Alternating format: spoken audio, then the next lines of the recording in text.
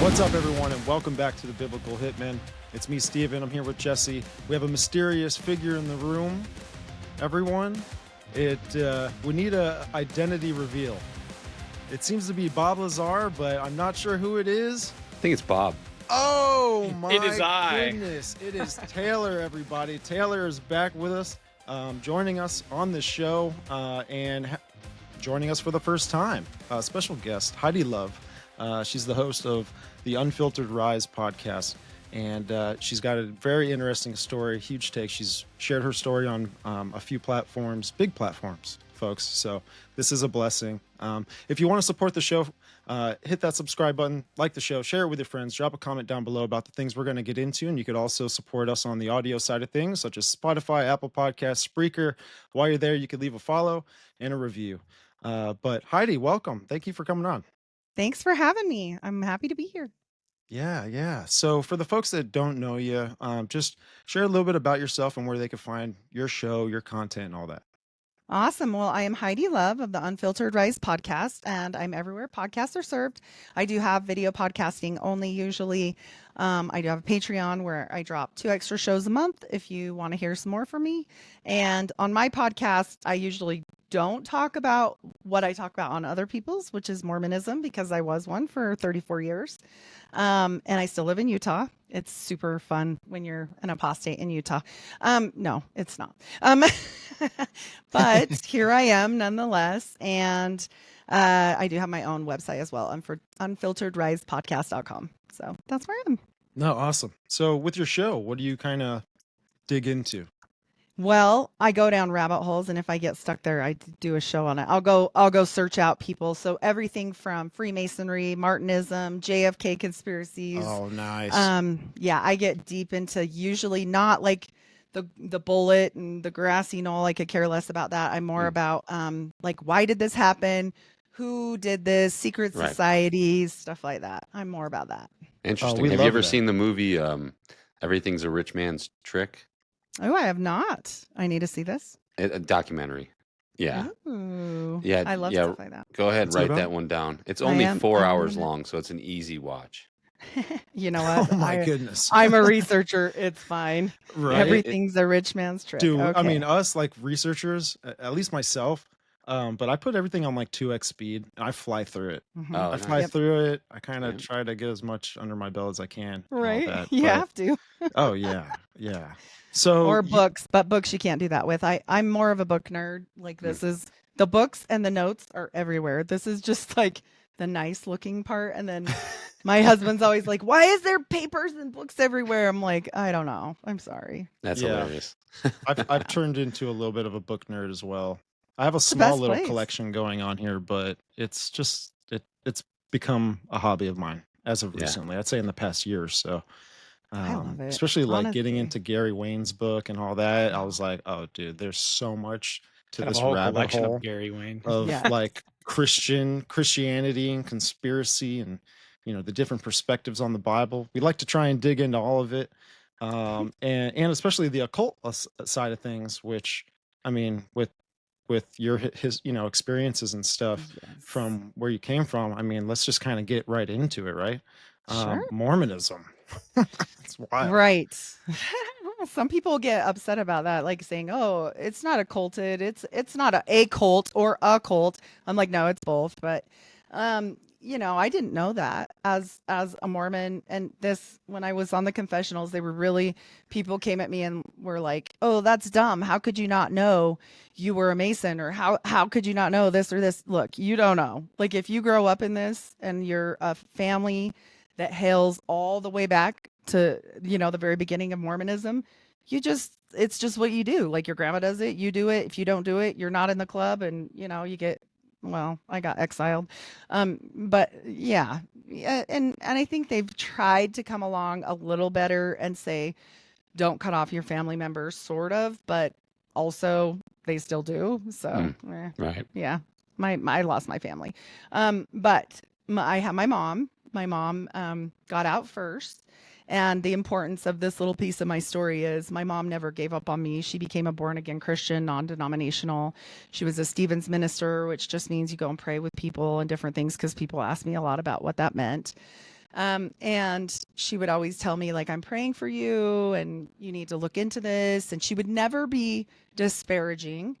But she would always say, there's some truths you need to see. And so few people talk about those truths that when I come out and speak, people are like, oh my gosh, she's telling all this sacred stuff and blah, blah, blah. So I'm going to tell you guys now, if you don't want to be offended and you are LDS, you might not want to get into the part where we do the slideshow.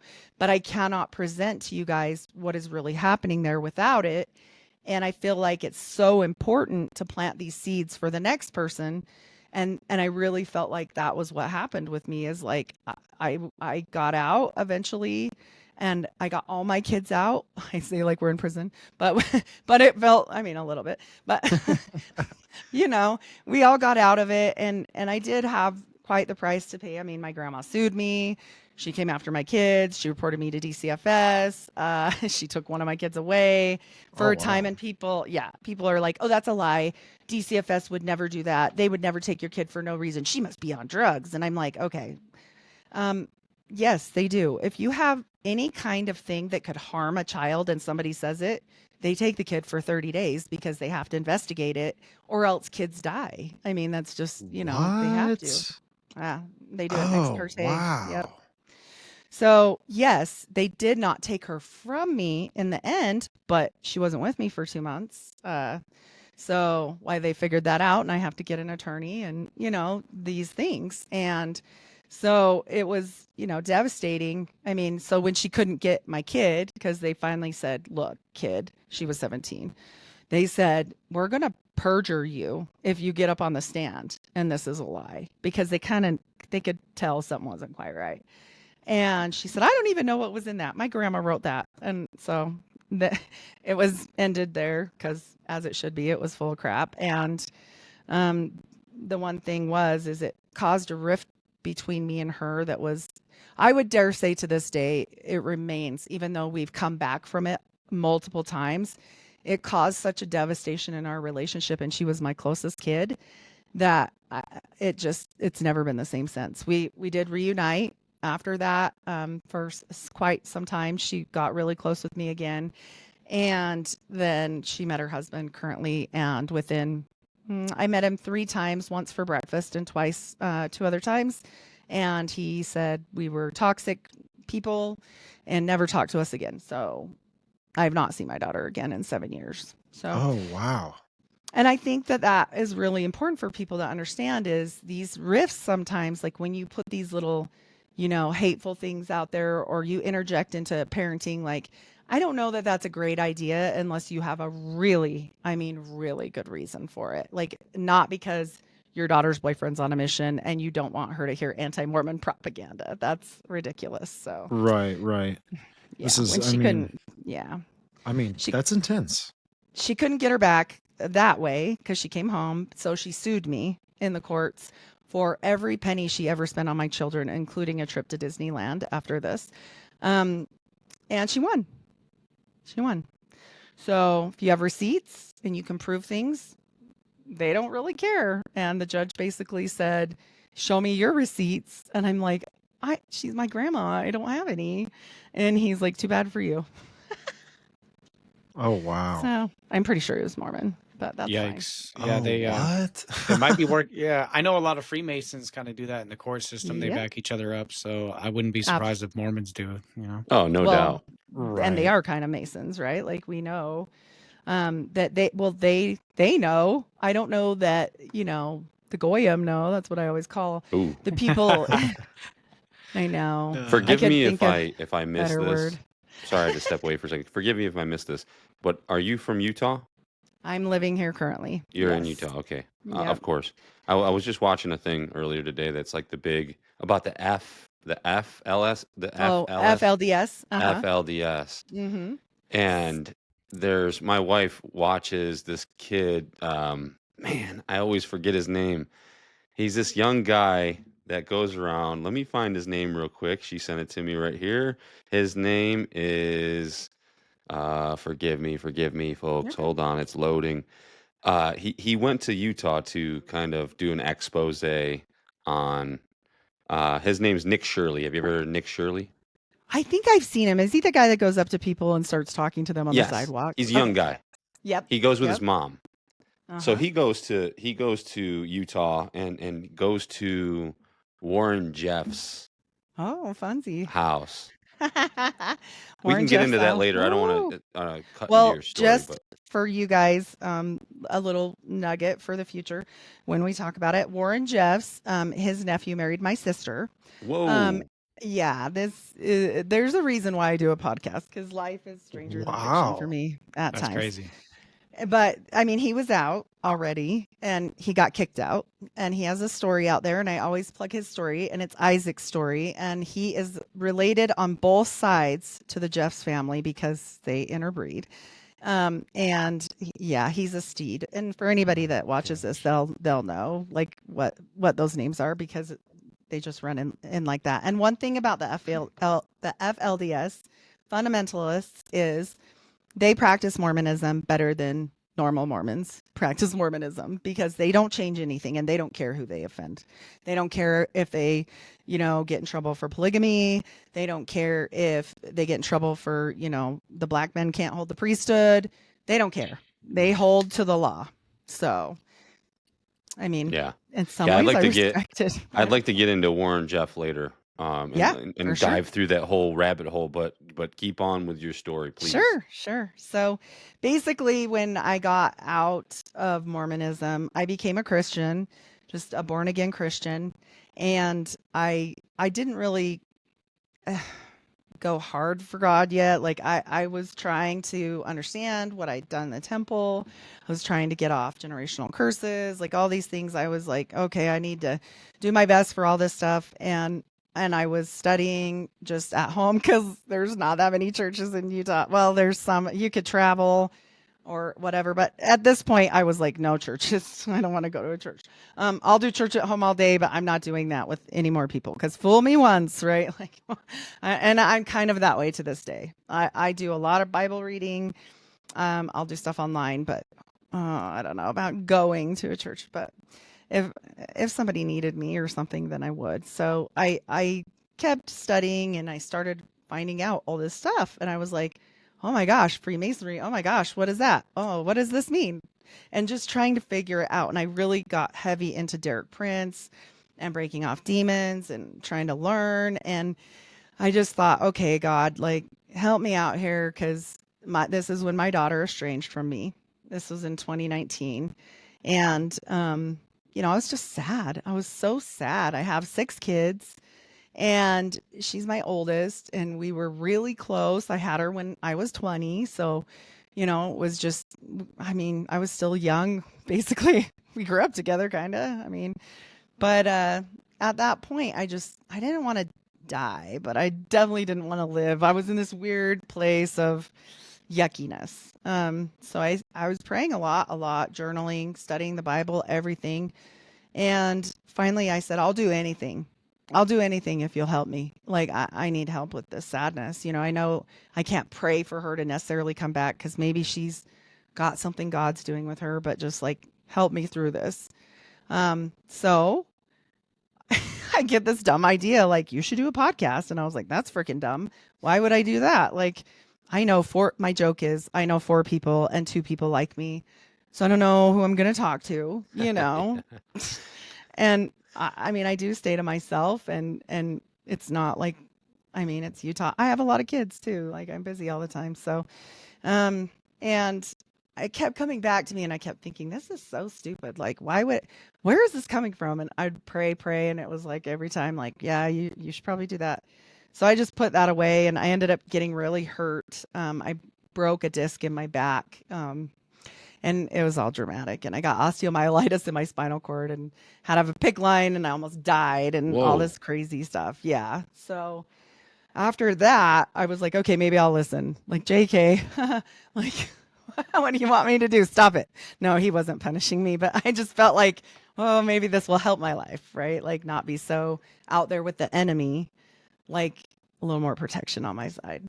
And Josh Monday, do you know who he is? Yeah. We've had Okay. him on too. Okay. In the past. So you know him.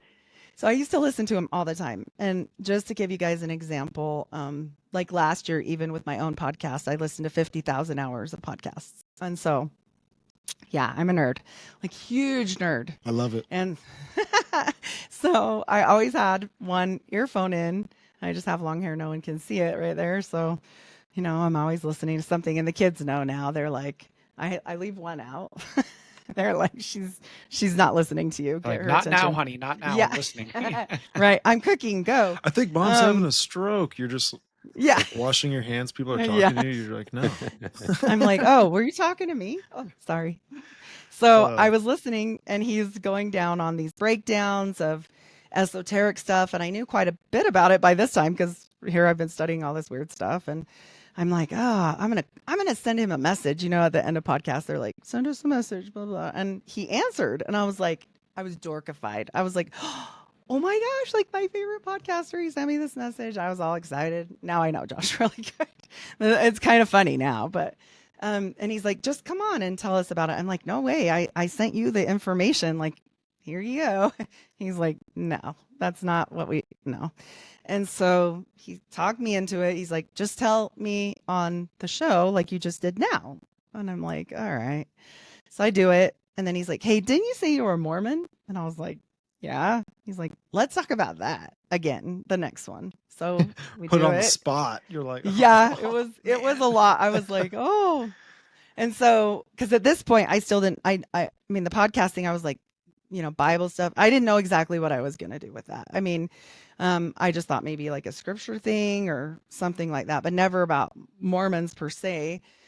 And then, you know, it kept coming back to me. And then he had me come back again. And I think it was like the third one where he was just like, hey, people really are interested in this. You might want to, you know, try it. And I'm like, dude, I'm almost 50 and I do not know how to upload anything on this stupid computer. Like, I just don't. You know, it was a couple years ago, but it was over 45. So I was like, oh, I don't know how this works. And I cried the first 8 episodes, and a lot of people were super gracious and helped me along the way. And I'm almost at 200 shows. It's been a couple That's years awesome. now. Wow. So that's awesome. yeah, that's what happened. See, But sometimes, you know, to get to where you're kind of predestined to be led up to, there's like a fire you have to walk through sometimes. Oh, And especially with getting into the whole podcast world and content creation, like it's a lot of work. well, And it's and the sophisticated. networking. Yeah, the networking. I didn't even know. Like, I just thought you get on there and talk. You know, I didn't know. I didn't know. Mhm. And then I was like, oh, maybe I do want to do interviews, because I heard different people, and I'm like, oh, maybe this will fit my story or whatever. Right. And I knew I was never going to do the kind of podcast where you just listen to them only, because I was like, no, I want to talk to them. Like, they have information, you know? Yeah.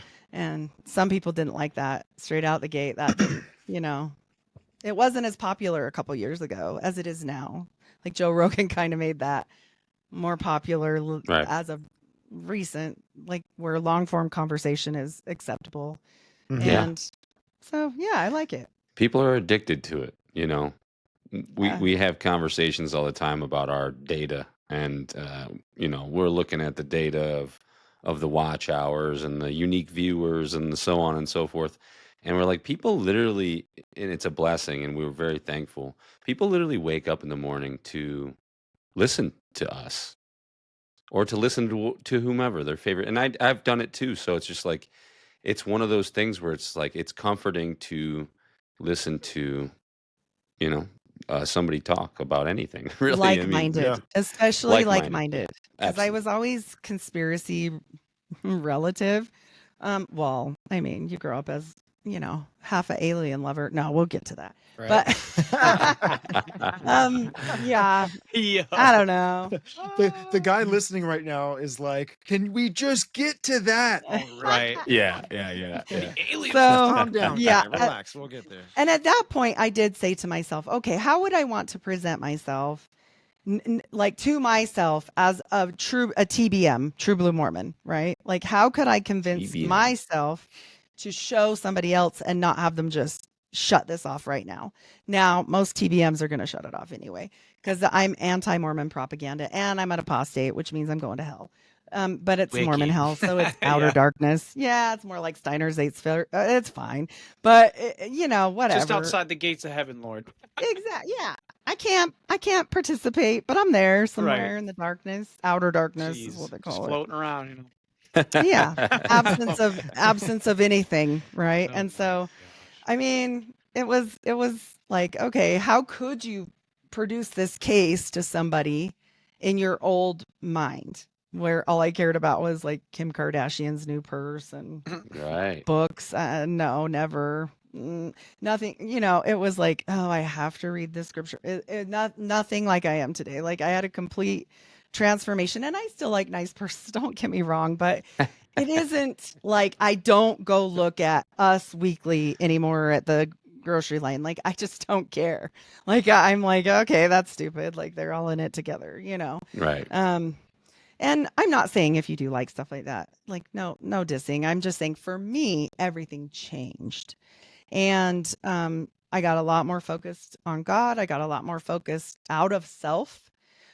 Even as a nurse, like I'm like, what do you mean? I'm always helping other people, but my attitude to it changed. Like the thought process behind it changed. Everything changed. And so as this was evolving, I was like, okay, what could I do to show somebody that might be on their way out this truth that I have?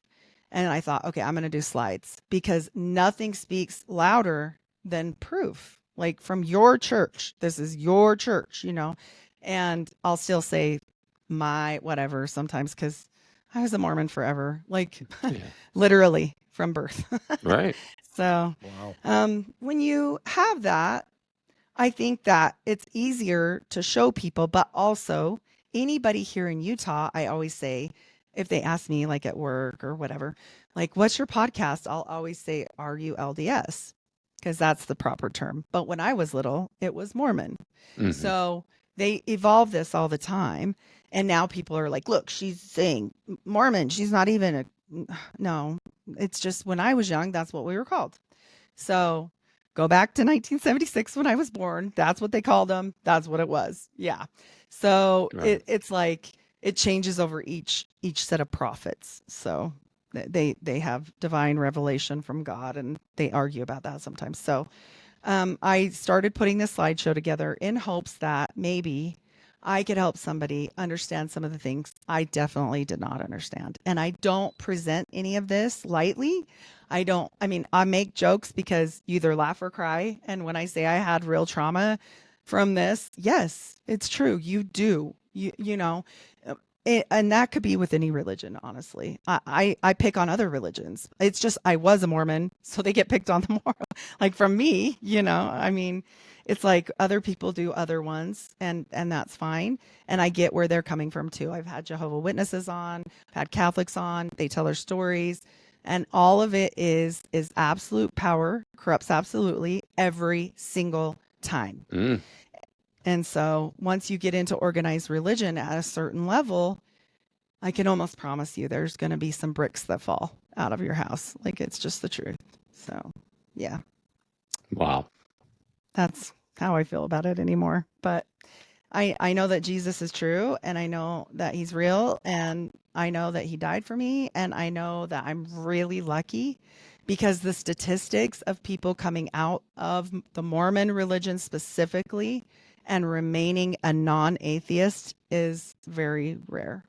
My mother, with those tiny seeds she planted back to whip this around full circle, probably saved my soul. Mm. Wow. Wow. And so, Wow. and she wasn't the best mom when I was a kid. There was a lot of strife in my house. There's a lot of things I could absolutely cut my mother off for, and she could be a toxic mom, just like what happened with my daughter. And I could do that with most people saying, yeah, that's a good idea. But would that be what Christ is? Like, I don't, for me, no. Like, you can do whatever you want, but that's a real growing trend right now to destroy families and have people depend on psychiatry, which I am a mental health nurse. I'm not bagging on it. I'm just saying There's a time and a place for everything. And if somebody's not helping you to get well, but continuing you to need them, that's not okay. Oh yeah, Sure. a leech. It's like Yes. a leech. Right. And if they create you to be sad because you never fix the problem or reunify, it doesn't even have to be like a complete reunification. But I do think there's a way to do things in a proper way.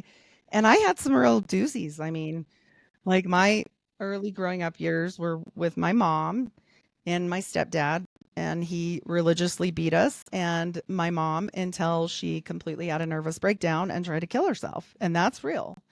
And my brother died of an accidental overdose. We've had some big ones in our family. And she didn't handle that well. She had substance abuse problems. I think I would have too, like going through what I don't know. I look at it differently now, right? You can be so judgmental and point your finger until you step outside of yourself and say, what is this person dealing with at that time? Was that the best they could give? It doesn't mean the best ever, right? I mean, but you can't compare her situation to a mom that's got support with a husband and in this good family unit. You just can't. So by the age of 12, I was taken away. I was a ward of the court. That didn't happen in the early 90s very much. So it had to be pretty bad. And even there, I still had a lot of issues because my family was involved in the Sundowners. My grandpa was a one percenter. Like this was, and then we've got my grandma, the TBM, True Blue Mormon. And all I knew was this lady's the only one not going to jail all the time. She seems to have it together. Let's try and be like her. So what's the one percenters and the other term that you used? Are they like Yes. denominations amongst? They're bikers. Yeah, Okay. Oh. I know what she was talking about because I'm a biker too. Oh, so, the yeah. one percenters are biker gang. Yeah. Oh. Okay. Oh, But what's wow, the other okay. term you used? Sundowners. So they're like the Hells Angels. Oh wow! Basically. And this is a Mormon. Yeah, biker this is gang? serious. Well, no, Oh, my wow. grandpa was from Chicago and my grandma was the Mormon. And she just married this crazy guy from Chicago that was pretty wild. And she used to say, I had 4 kids and he's the worst one. But I mean, and he was. I remember one time when he was like in his 60s and he beat up some guy on the side of the road, like, because he cut him off. And I was there. I was just like, oh my gosh, this is not Wow. happening. So Yeah. again, reinforcement of the Mormon thing seems to be a good idea. Let's stick with that, And my grandma's kids, being that they were raised in this mixed faith because he was Catholic until later, and he was just actually a hellion, like honestly, like it was just bananas. And none of their kids made it to go through the temple, which is a big deal. And I did. So that is why I believe my grandma freaked out so terribly bad when I left the church, because I was like the one kid that made it. But also I got married at 17, and that's a whole Can of worms. Yep. Don't you have to be initiated into the Mormon church like in a very specific way? So for Mormons, you just get blessed when you're a baby. You don't get baptized by water or sprinkles or anything. They just give you a name and a blessing with all the men that raise their hand to the square on each other's shoulder and go in a circle and give the baby a blessing. After that, then at 8 is your kind of next step. I mean, there's other things, but you get baptized at 8 years old. And typically, if the parents don't want them to, they don't have to. Everybody at church will be like, she's not baptized yet. I mean, it's still, Yeah. It is what it is. It's very like, well, you live in Vegas. You probably know some Mormons, right? Like, Yeah. I don't know. Oh, yeah. So yeah. are the people that you've ever met, like, they are like holier than thou usually. And even the best ones are like, you just don't know. Because you just don't know. You're not part of the club. So you don't know. The school that I went to, Palo Verde High School, I moved to Vegas when I was a sophomore in high school, and Palo Verde High School was full of Mormons. There's a lot of Mormons that went there. And they were all what we were talking about and before the podcast started. They were all like Jack Mormons. They all wanted to experience and be in, they live in Vegas. They don't live in Utah. You know what I mean? Their parents are probably similar. They're just kind of more lackadaisical in a way. But Yeah, no, I took a trip to Duck Creek, right outside of Duck Creek. Where were we? Longview Cabin. Look that up on Airbnb. Great cabin, beautiful. Absolutely, just Hmm. Utah is like, I'm It sure, is obviously, beautiful here. it's It, insane. It's it's probably the most beautiful place I've ever been. I mean, I went to Zion, drove through mhm. through the tunnel and through the mountain. It was the most The beautiful place I've portals. ever Oh, been to. wait. The canyon. The portals. The canyon. Dun, Yeah, Just dun. kidding. Dun. I mean, Yes. I I'm mean, I teasing. mean, yeah. yeah, probably. Um, but anyways, yeah, it's a gorgeous place. But the some of the people I ran into there, yes, the people in Utah were, and the kids, and we went to we went to a place in was it in Saint George? Coming back to Vegas, it was like a fun house place. It was like they had everything. They had bowling, Mm-hmm. and I'm sure Like fat cats or something like that. yeah, you probably know what I'm talking about. So, but I ran into some people there that were like, you could tell, like their whole family was together, and then there were some kids that weren't, but you could tell, like the way that they were carrying themselves, they were very strict, Yeah. you know. Well, So, they have, the priesthood, and that's why they also drive like death can't touch them because of it. I'm, That's but funny. really, Yeah. so I will it's, speed around them yeah, just to show them. Cut them off, It- Jesse. Come on now. it's not every single one, but I will say this: there is definitely a hierarchy, especially in Utah, where they are like, we have the knowledge, and they literally will tell you no other church in the whole world is true but ours. Right, Period. right. And that's not like a big surprise. And so I used to be very like that. They want you to feel superior. And I did. Grace was not taught much. People will say, Mm, oh, yes, it was. Look, theirs is by works. And they'll tell you, well, grace without works is dead. And I'm like, yeah, but it shouldn't be the only reason why you're getting somewhere, right. So Exactly. yeah, it's a little rough. But as far as that goes, I think that people here, even though they're nice and they'll help you, but it's always for like because you're in the church or because you're doing a good deed or whatever that is. It's like a tick box. And I'm not saying there's not ever genuine people, but that happens a lot. And that's just my interactions with people over a very long period of time. But also, since I grew up in this weird family with this dichotomy, a lot of people would not hang out with me. A lot of people, it was very awkward. And so I ended up dating outside of my age, which he was 25. This was my choice. There was no, pressure or anything other than on chastity. And the chastity thing was going to get us in trouble. So we definitely decided to get married early. And I was 17 and I got married on Wow. senior prom weekend. And I don't know that that's a great idea. I'm sure it isn't. Wow. But my grandparents were 14 when they got married. So, Whoa. Wow. yeah. So That's interesting. Sorry, I want to circle back around. you're When, good. when you said, so what takes place at 8 years old? Did you say? So you get baptized at Okay. 8, and that's just a full water immersion baptism. It's done in the steakhouse, and it's just a normal baptism. However, they do baptize you into the Church of Jesus Christ of Latter-day Saints. You're not necessarily just baptized because of Jesus. Like that's the words, Oh, wow. So at that point you become a member, and if we were to go back in the olden days, like to Brigham Young's day, if you did a grave sin at 9, you could be blood atoned after 8 Wow. years old. So Really? Dude, that guy, Brigham yeah. Young, that guy didn't mess around, man. No. He was a No, definitely badass. not. He Yeah, was a was killer, something. literally. Well, he wasn't he had 50, I think it is 53 wives, if I remember correctly. And he's supposed to go forth and replenish the earth, right? And have lots of kids, 55 Star kids babies. or something. Yeah.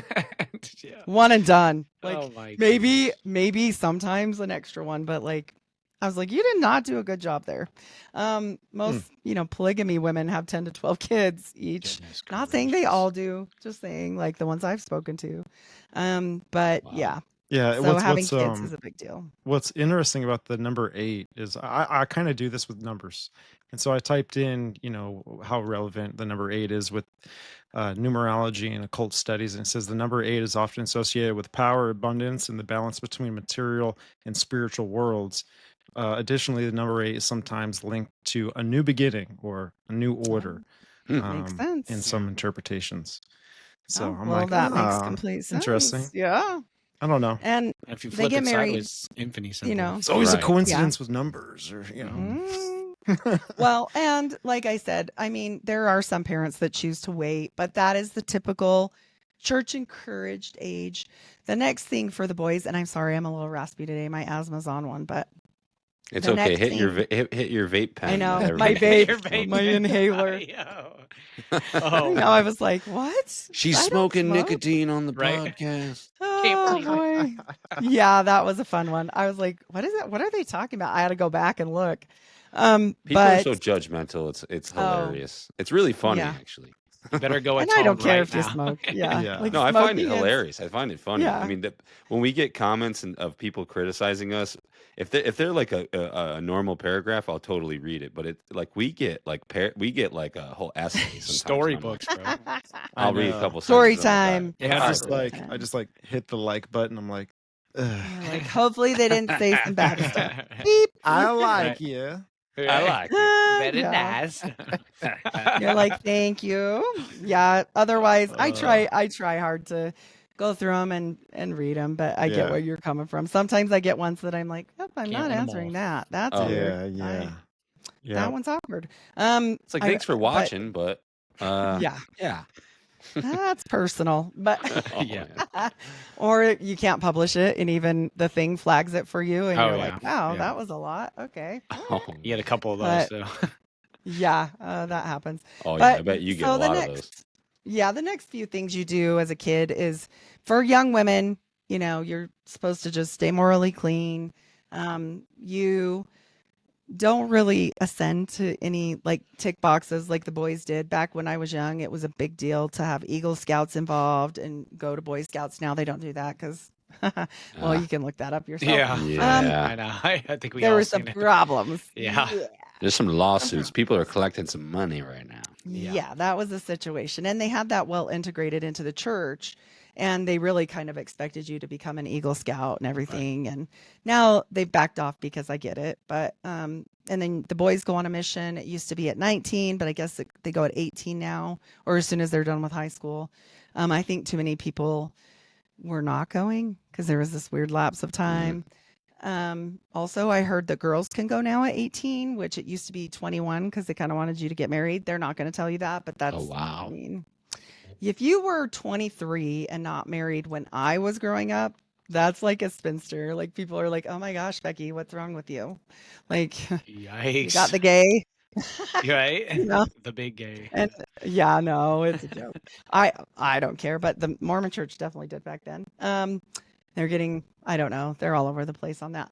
But so the boys would get the priesthoods. They would first get the Aaronic priesthood and then into the Melchizedek priesthood before they go to the temple, which is where I'm going to open up this slideshow and go through some things so that you guys can see like the older part of the church and into the temple. And so that's just like the basics. Not that women don't do anything. They have Relief Society and all these things. And somebody's going to come at me and say, we do too. We do this. Okay. But all I ever did in that was like toll paint. And like, you know, it wasn't a big deal. I don't know. Yeah. Yeah. So- No big deal.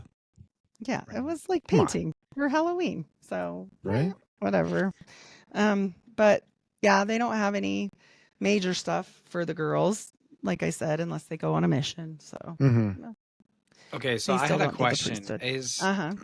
do you guys have this thing where you believe that you need to like populate the other planets and all this other stuff? I wanted to get into that, but I didn't know when would be a good time. I think I kind of wanted to spring it on you. Yeah. You're talking about the thing that doesn't exist anymore because the Mormon church went Allegedly, right? We didn't do that. And I'm like, wait, I They have learned whole about that. files on. They have names Yes. and records. So I've heard. I don't know. Yes. So Kolob is what you're speaking of. Kolob Okay. is up by Sirius. It's the planet that God made. And if you've ever seen the really offensive cartoon where the people all of a sudden turn black, have you seen this? Yeah, I have. So yeah, it's on my newsfeed. It's on thing if YouTube you too. want. Yeah, it's pinned to my profile. And people go, that's just not true. Or like the South Park thing, that's just not true. They're Oh. both true. They're true. And what the church just does when they don't want to deal with something is they're like, we never said that. And I'm like, yes, you did. I took seminary every day. It's like, special school just for like Mormons to go to when you're like in 9th grade to 12th grade. I did all of those things. I learned all about this stuff. It was real. And then they just distance themselves from it, just like they distance themselves from the occult magical part, which I'm going to show you guys because it's woo woo and it wasn't accepted. Right. They were smart and saw the writing on the wall. Also, they started integrating really heavy with the CIA and different things. Yeah. There's a whole recruitment program at Some BYU straight up for MK the Ultra stuff CIA. going on here. Well, it's already Wow. halfway done. I mean, Oh, yeah, I know. Pretty much. Wouldn't doubt any of It's got it. the aliens yeah. and everything going on. I mean, if you're raised in a cult and you have to do certain things to be in a group, even if Right. you don't want to call it a cult, I mean, they know how to mind a rule. So, Wow. and So usually they go on missions and learn another language. So that's also helpful. wow. So okay. Wow. So many questions. for you. Didn't they have like You can ask them So, before we well- open up. dowsing so- like rod thing they're doing? Dowsing rods. Yes, Yeah. that was well Now practiced. they use back then. copper rods. Like I know, That's- like Jesse, That's you the probably least know of their about that. problems. Oh, I know a Really? lot about. I watched my. It works though. Yes, it does work. I watched my stepdad he had to drill a new well. It does work. Is that science or just witchcraft? Like I always want to know which one is it. Like I think it's gravitational pull. I mean, Yes. yeah, I tend to Very think weird. that. I watched my Wow. stepdad do it, and I thought he was messing with me. He walked over to a tree, right, and he broke a branch off a tree. And we lived in the country in upstate New York, and he had to drill a new well, and because his well ran dry. And he walked over and ripped a branch off and held two branches, and it bent down right when he got to it. And I'm like, "What in the hell?" It's true. It was Yeah, the weirdest it- thing I've I ever mean- seen in person. I was like, "What in this?" what- People found graves and stuff works. doing that too. Apparently, Yeah. yeah, all sorts of weird stuff. Well, it's supposed to hold water. So I wanted to go back to what I was thinking. I had thought in my head. I'm like, with the Mormon Church, they a part of I don't know if it's FLDS or the regular Mormon Church, the LDS. Is it like you hold three? If you can get three wives, Mm-hmm. you can seek like this godhood, and when you die, you get your own planet. I think that's what Taylor was talking Yeah. about. So you get No, your own that's true. whole planet. Exactly. Yeah. Oh my And you goodness. and then you populate So- that planet. Yeah. But they're going to tell you that doesn't exist anymore. Right. And also, it's like, okay, this is this theory that they have that, okay, God did that and we are all his spirit children. And so we all lived our lives before now up in heaven there with Kolob, with God, and we're all his spirit children. We're waiting to jump in the body. This is where it kind of gets into Scientology-ish like thoughts Like in Xenu my and stuff brain. like that, yeah. Right? Like L is Xenu and the spirit children, like it just seems like how they believe you can drop the body and get a new body. It's kind of similar, like, but not exact. So here's the thing. They just say you were up there, you chose your family, you chose your problems. Anything bad that's happened to you, you picked that, like all of What? that. No Yeah. way. Your parents. There's no way, bro. Yeah. Yep. And I then must have badly picked them. right. Oh yeah. I get it. Now, bro. With my health stuff, Oh I'm my like, what was I gosh. thinking? No, just kidding. But yeah, and my ex-husband. Oh. But I hope he sees this. Not the second one, just in case that one does see this. He was fine. Oh. The first one at 17, that was a mess. Yeah, no, Yeah. my second one, we were just like, I was trying to die because I had cancer and he just couldn't handle it. And it was like this whole disaster, but it like broke our marriage. But he was a nice guy. Like, Holy I don't want to moly. hold anything against him. Yeah. Heidi, Oh. you've had quite the life. Ah, My jeez, man. goodness. Right. Gotta Yeah. buckle I up picked on it, this though. one. Yeah. Perseverance. Right. I picked this. Yeah. So- yeah. He picked. Yeah. She picked us before. Yeah. And so you're up there and you know every trial and everything. And so what happened with the black people, why they were up there, this is what they say. Please, people, this has nothing to do with me, first of all. Second of all, don't come at me. My niece is black and I hated this. When I learned this and my brother got married to his black wife, everybody was like accepting, but They were like Oh accepting, boy. and she could tell, and she was cool. We were really good friends. She's passed away Oh now, wow. but Oh, jeez. so yeah, it's been a thing. So My I goodness. was always glad that my niece never was a Mormon. So I'm grateful for that. And they believe that before 1978, before they got really pressured, by the way, by lawsuits and different things. But that's not why. It's because they talked to God, not because they were going to get sued or anything. They believed that up in heaven, these spirits had a war, right? We know about the war in heaven and Lucifer and that part. You probably got that part down. But these spirits that chose to not follow Jesus or Lucifer, they didn't know what to do because they were like, oh my gosh, so if you're a freeze person and not a flight or fight, I guess this is you. And you were like, I don't know what to do. So you didn't pick a side. So you became a sitter. This is literally like great grandparents and grandparents of mine called people sitters in my lifetime, literally. Wow. And they were like, they didn't choose a side, so they were punished by only the curse of blackness. We're not talking about the curse of Cain. Different, Yo, different it's funny thing. because They the real could be Bible saved. says Yeah, if you're lukewarm, then God will spew you out of his mouth. You can't be in between. So Right. it's yeah. just wild. That's Which, wild. which I mean, I understand. Like, yeah, you should probably choose a side. Also, you're being tortured and all this stuff for like some reason the up in heaven that you don't even know about. And also, what if you just like being black? Good Right. heavens, like what are we talking about here? Like this makes no sense to me. Never did. Came from a very racist family. So Not my Mormons are mom. racist, right? Like we're just. I mean, you didn't say it. You don't have to say. I'll say it Right. for you. You don't worry about Well, that. when I was young, I mean, everyone's young, racist. I'm sorry Right. to tell you. if somebody Uh. had told my mom and dad, my mom not really, if Yeah. somebody had told my stepdad when we were young that his son, his only child in general period, would grow up and marry a black woman, and that his only product of all of his line, right, would be a black child, I think he might have died of a heart attack right then and there. But nowadays, because God has a sense of humor, he's not like that because that's exactly what happened, and he loves her a lot. So it changes you. But, it would not have been like if I had been a kid at 10 and been like, I'm going to marry a guy like that when I grow up. Like, that is the best thing I've ever seen. That would not go over. That would not work. Oh my goodness. So, Yeah. which is sad. And I never bought into it because I always thought God made us all. Like, Created I don't think his he'd do image. that. Yeah. Yeah, I don't think he would do that. Like, that seems weird. Like, Yeah. I just was never a part of that one. I just thought that was stupid. But it was so the curse of Cain goes for the brown people, and they could hold the priesthood. So, but after 1978, they did change it for the black people as well.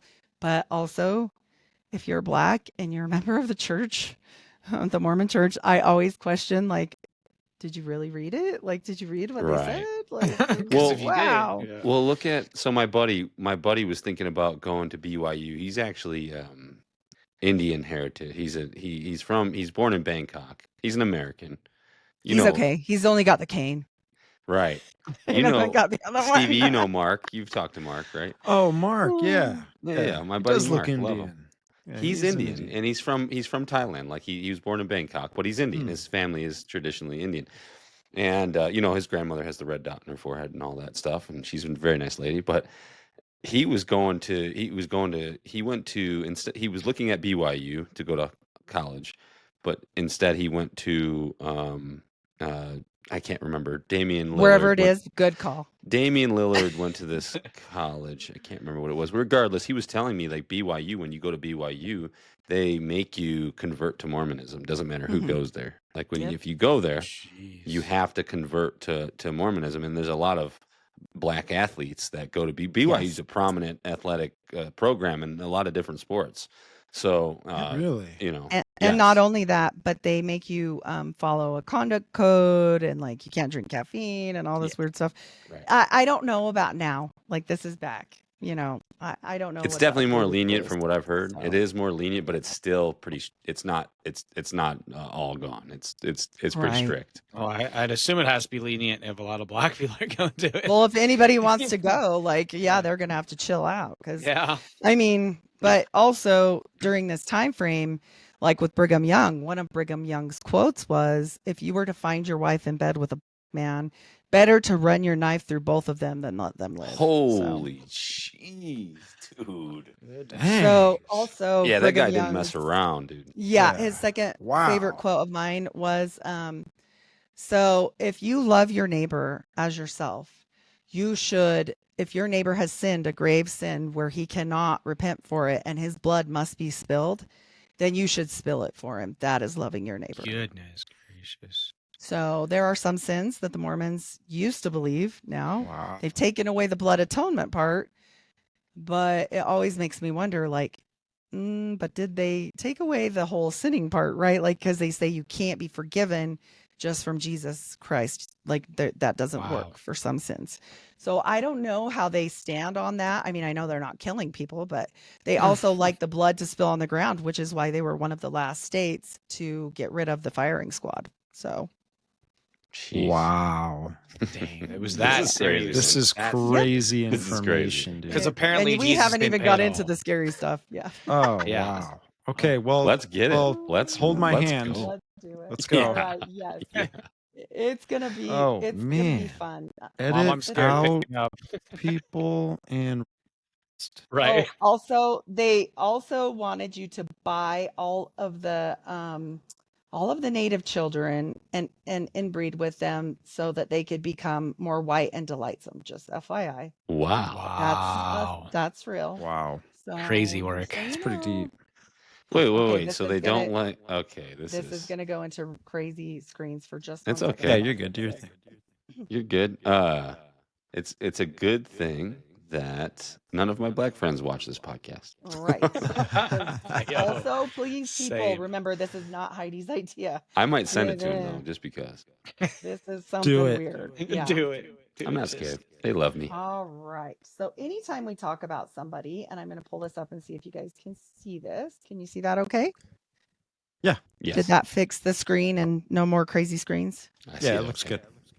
good. Okay. I cannot see you guys. So if you need me, just be like, hey.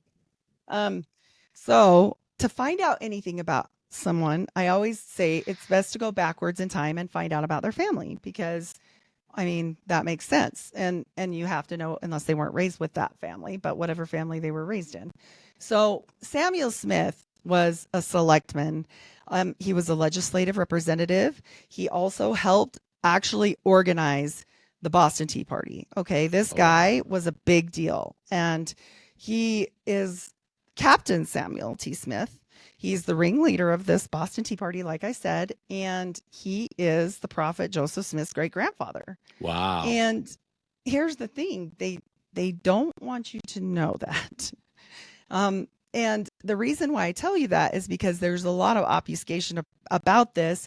They'll try to say, "Oh, it was this guy over here or this one." They've got, they're the ones that control the genealogy files, which we'll get into, but they are the ones that have a lot of access to confuse things. And this is something they have confused that I did not know about until maybe 6 months ago. And I have researched this up through his uncle Jesse and verified this all over the place. So people can go and check this out for themselves on any of the ancestry websites, and you can find this as well. So this great grandpa was also Society of Cincinnati. Shout out JJ Vance. He helped me understand more about this whole secret societies. There's multiple. And what is happening here, even though Mormons, I'm going to end up calling them Mormons because that's how I was raised with it. They're super patriotic. And you would think this would be something they would like be very proud of, Right. but they're not. And I found out why. It's because he was also involved in the Inquisition, and he was the accuser of 2 women that eventually got hung. Whoa. Yeah. So methinks you protest too much always comes to my mind when I found out some things like in the future when we'll get to. I think maybe Samuel had some secrets of his own, but also you have to remember that the Latter-day Saint people always say Joseph Smith and his family were poor farmers and didn't know jack. So put that in your back pocket because I don't know too many people that were raised by a selectman who was also, by the way, Samuel Smith Esquire. I don't think that he wasn't smart. Also, Joseph Smith's dad had worked as a teacher, and one of their cousins was also a teacher of the prominent school Dartmouth. So I'm sorry to say that's a lie. I bring this up because this is really where their family history starts, is in near Salem, Massachusetts, Wow. where Joseph did travel a couple times. And so you have to understand the background before we move forward. Scandalous now as it was then. I'm sure it was worse for them then. They'll just say that these parents, Azael, like, yeah. Whoa. I don't know that I would. Azazel. Yeah, Yep. like Azazel for real, man. Yeah. I don't know that I would name my Or child that Azrael. as a Christian, but hey, maybe they're a different kind of Christian. I Yeah. don't know. Doesn't ring But a bell. as you can huh? see, right, as you can see clearly, he is born where? He's born in Topsfield. Where was the guy from that we just looked at? Topsfield. It is definitely his great grandpa. There's no bones about it. Like, he is. Of course. And so you can see these people, and then we've got Lucy Mack Smith, which is his mom, and then Joseph Smith Sr., which is his dad. And these people are his parents. So this is his mom, Lucy Mack Smith, and she wrote a book later, and this book has been extremely useful to me. She tried to pull a flex on Brigham, and she was pretty successful for, I mean, all of her kids died, and she lost pretty much everything. And, you know, it was quite the time that she went through. So when she wrote this book, I know that, you know, Brigham started taking care of her and her daughter that were left, as well as Emma, and sending them money.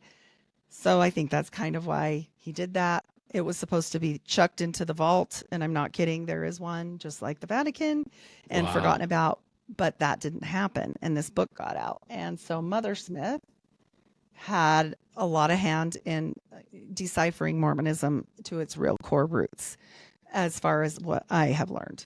So this is just a little excerpt from a letter she wrote, and this manuscript is from the church, and it's in her own handwriting, and it just says this little part: "Let not suppose that because I shall pursue another topic for a season, that we stopped our labor and went at trying to win the faculty of a brack, drawing magic circles, or soothsaying to the neglect of all kinds of business. We in our lives have never suffered one important interest to swallow up the other." So she's saying, just because we do that doesn't mean we're lazy, and it doesn't mean that that's all we do. Can I just Okay, say we've got to that- unpack that. Sorry to interrupt you. Can I just say that I'm echoing a little bit? I don't know why, but You're good. You're not Let to her- me. all right, roll. we'll figure it out. Can I just say, look at her handwriting. Right. Very nice. Phenomenal. She was educated. She also was a lay midwife, and he, like I said, was like going around teaching for odd jobs. So this is, you know, doesn't fit well with the church scenario. This, like I said, came straight from the church, and we mention the faculty of a brack. Well, that's a problem, only because the faculty of a brack, like as in Abraxas. Oh, That's what that means. Abraxas. Right. So that's okay. If you want, I always tell people this: look, if you want to be a Satanist, if you want to be whatever you want to be, you go knock yourself out. I don't want anything to do with that. But as a Christian person, I didn't even know what Abraxas was until I got out of the church. So I'm not saying, you know, everyone's naive or whatever, but I definitely don't know that I'd be writing letters about it. And I definitely don't think I'd be writing letters about drawing magic circles and the House of Abrax. So it seems like it doesn't fit. And this is exactly what she was talking about. Oh, wow. And this is where this comes from. And this is for magic, right? This is I'm not saying it's bad magic. I'm just saying it's magic. It says And spell they've- box at the top. Right. Yeah, it was a square too. They used to have what's called the magic square. This is just an example. P.S. Yes, we're going to get to magic squares too. Yes, you're right. Goodness Absolutely. So, but what is true, like this is just an example. So it didn't say spell box or whatever for her, but also it definitely is talking about you do this for the Gnostic god Abraxas. Okay. And also it's involved with Freemasonry, and she's a woman. So I don't know that she knew the Freemason part. Like maybe she did. I don't Most- know. Yeah, women aren't allowed to be Freemasons. They're only allowed to be a different sect of Right. it. So, yeah. But in Mormonism, we're kind of all the same other than the priesthood. So oftentimes it's joked that, Freemasonry for Mormons is like the family form of masonry, but they don't get everything. But clearly Mother Smith knew some things to be talking about this. Okay. And this is just an example, right? This is like for good intention. I'm not saying it's not a good thing. If you're Gnostic, fine. I'm just saying it's odd coming from a supposedly extremely pious Christian woman. That's all. Ain't no Christian going to be so- doing occult magic. Right. Yeah. It seems off, And also they'll call it folk magic. Well, in that last slide there, it said specifically that, and I'm going to go back and just show you because maybe some people missed it. But it talks about Solomonic magic, right? This is for mystical intention. It's all good intention. Like I get it. But this is not just, folky magic. This goes a little higher. Not to say this is like the scariest thing ever, but I'm just saying. So Joseph has a narrative. He's growing up in the burned over district. This is like a revival time of the church. All churches, people are out like preaching, having sermons. It's like a big bustling thing at this point. So he doesn't know which church to join. This is the church narrative. Okay. And he decides he's going to go out and pray because he reads in the Bible, let him ask of God and you'll get an answer. So he does. And he goes out into the sacred grove, which is actually like a Mecca for Mormons at this point. They go there and it's all monument and everything now. This is upstate New York, right? Yeah. What and you can what go part? there. Oh, I know it's the burned over district. I think it's Palmyra. I don't Oh want to my misquote. goodness! I I played let me make Palmyra sure in on the sacred grove all sports. because I just always remember calling it the sacred grove, and I know I should know. People are going to be like, "Meh, she doesn't know." Look, I just yeah. Yep, So sacred Palmyra. grove, yes, okay. So we just always called it the sacred grove. And so he goes there to pray. My grandma went there. She was like all excited about it. Everybody's like that when they go. It's like a big deal. And he says he had a fit of darkness. I used to say he passed out. I got in trouble for it. That overcame him. But that they say, the people that come at me say that's because they came and saved him. But literally this story is a little weird. Like when it says this fit of darkness overcame him, but then two apparitions appear. And he says they're God the Father and the Son, Jesus Christ, because they're not the same person. Not for the Mormons, and not the Holy Ghost either. And they don't call it the Holy Spirit. They call it the Holy Ghost. And they're all three different people. They do not believe in the Trinity. So he speaks to them and they say, don't join any because we're going to give you the truth and you're going to be visited by this guy named Moroni and, we'll lead you from there. And so the problem with Joseph's story is that I think there's upwards of 8 different accounts, 4 that are well known. He changed his story a lot and it never came out until his 20s, even though he said it happened when he was 14. So we've got a little situation there too, but this is the church's account of how this went down. So Moroni comes and Moroni is an angel. Okay, we need to have a definition here and people come at me all the time. Well, there's this in the Bible, blah, blah, blah.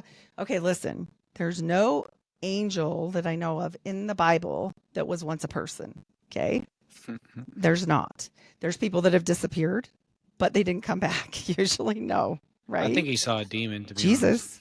honest. Yes, I do too.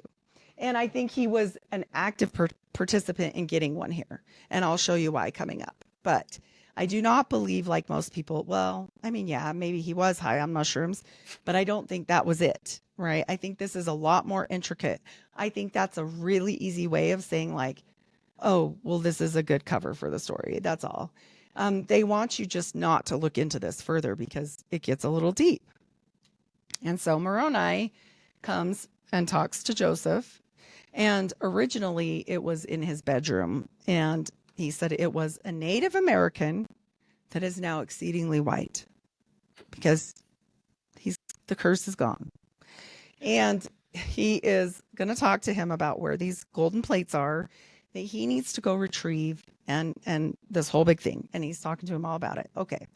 So he's like, okay, how do I do this? And it takes years and years for him to get through all these things to get the plates.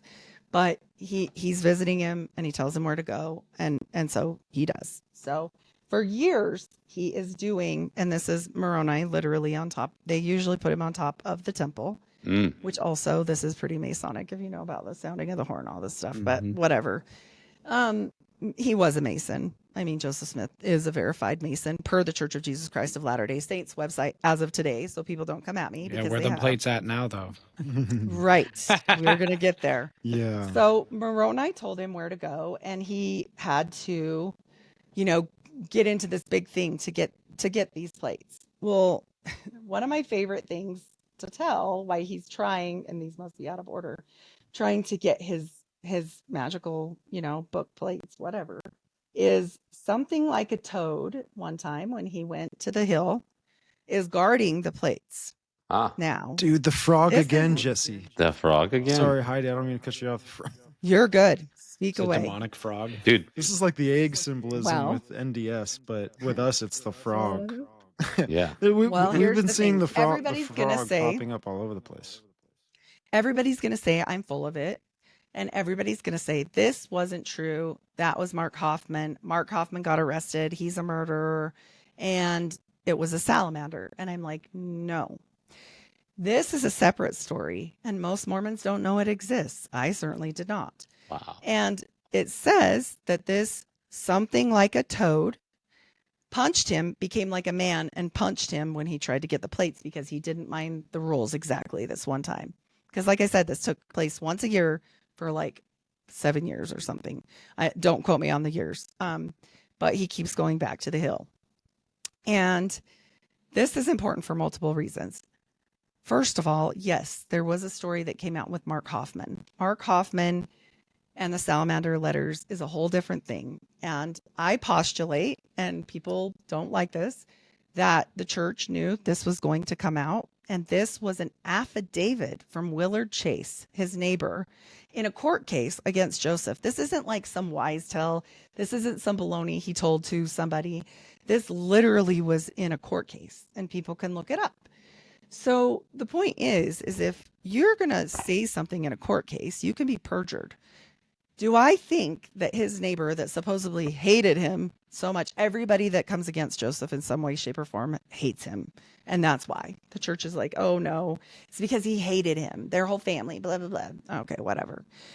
Look, the story is there, and it is in this time frame where you can go look it up with the treasure digging court case and find it. And I believe, don't quote me, 1863 from right off the top of my head is where you can go pull this from. So like I said, I can't remember, but it's Willard Chase's affidavit about the toad.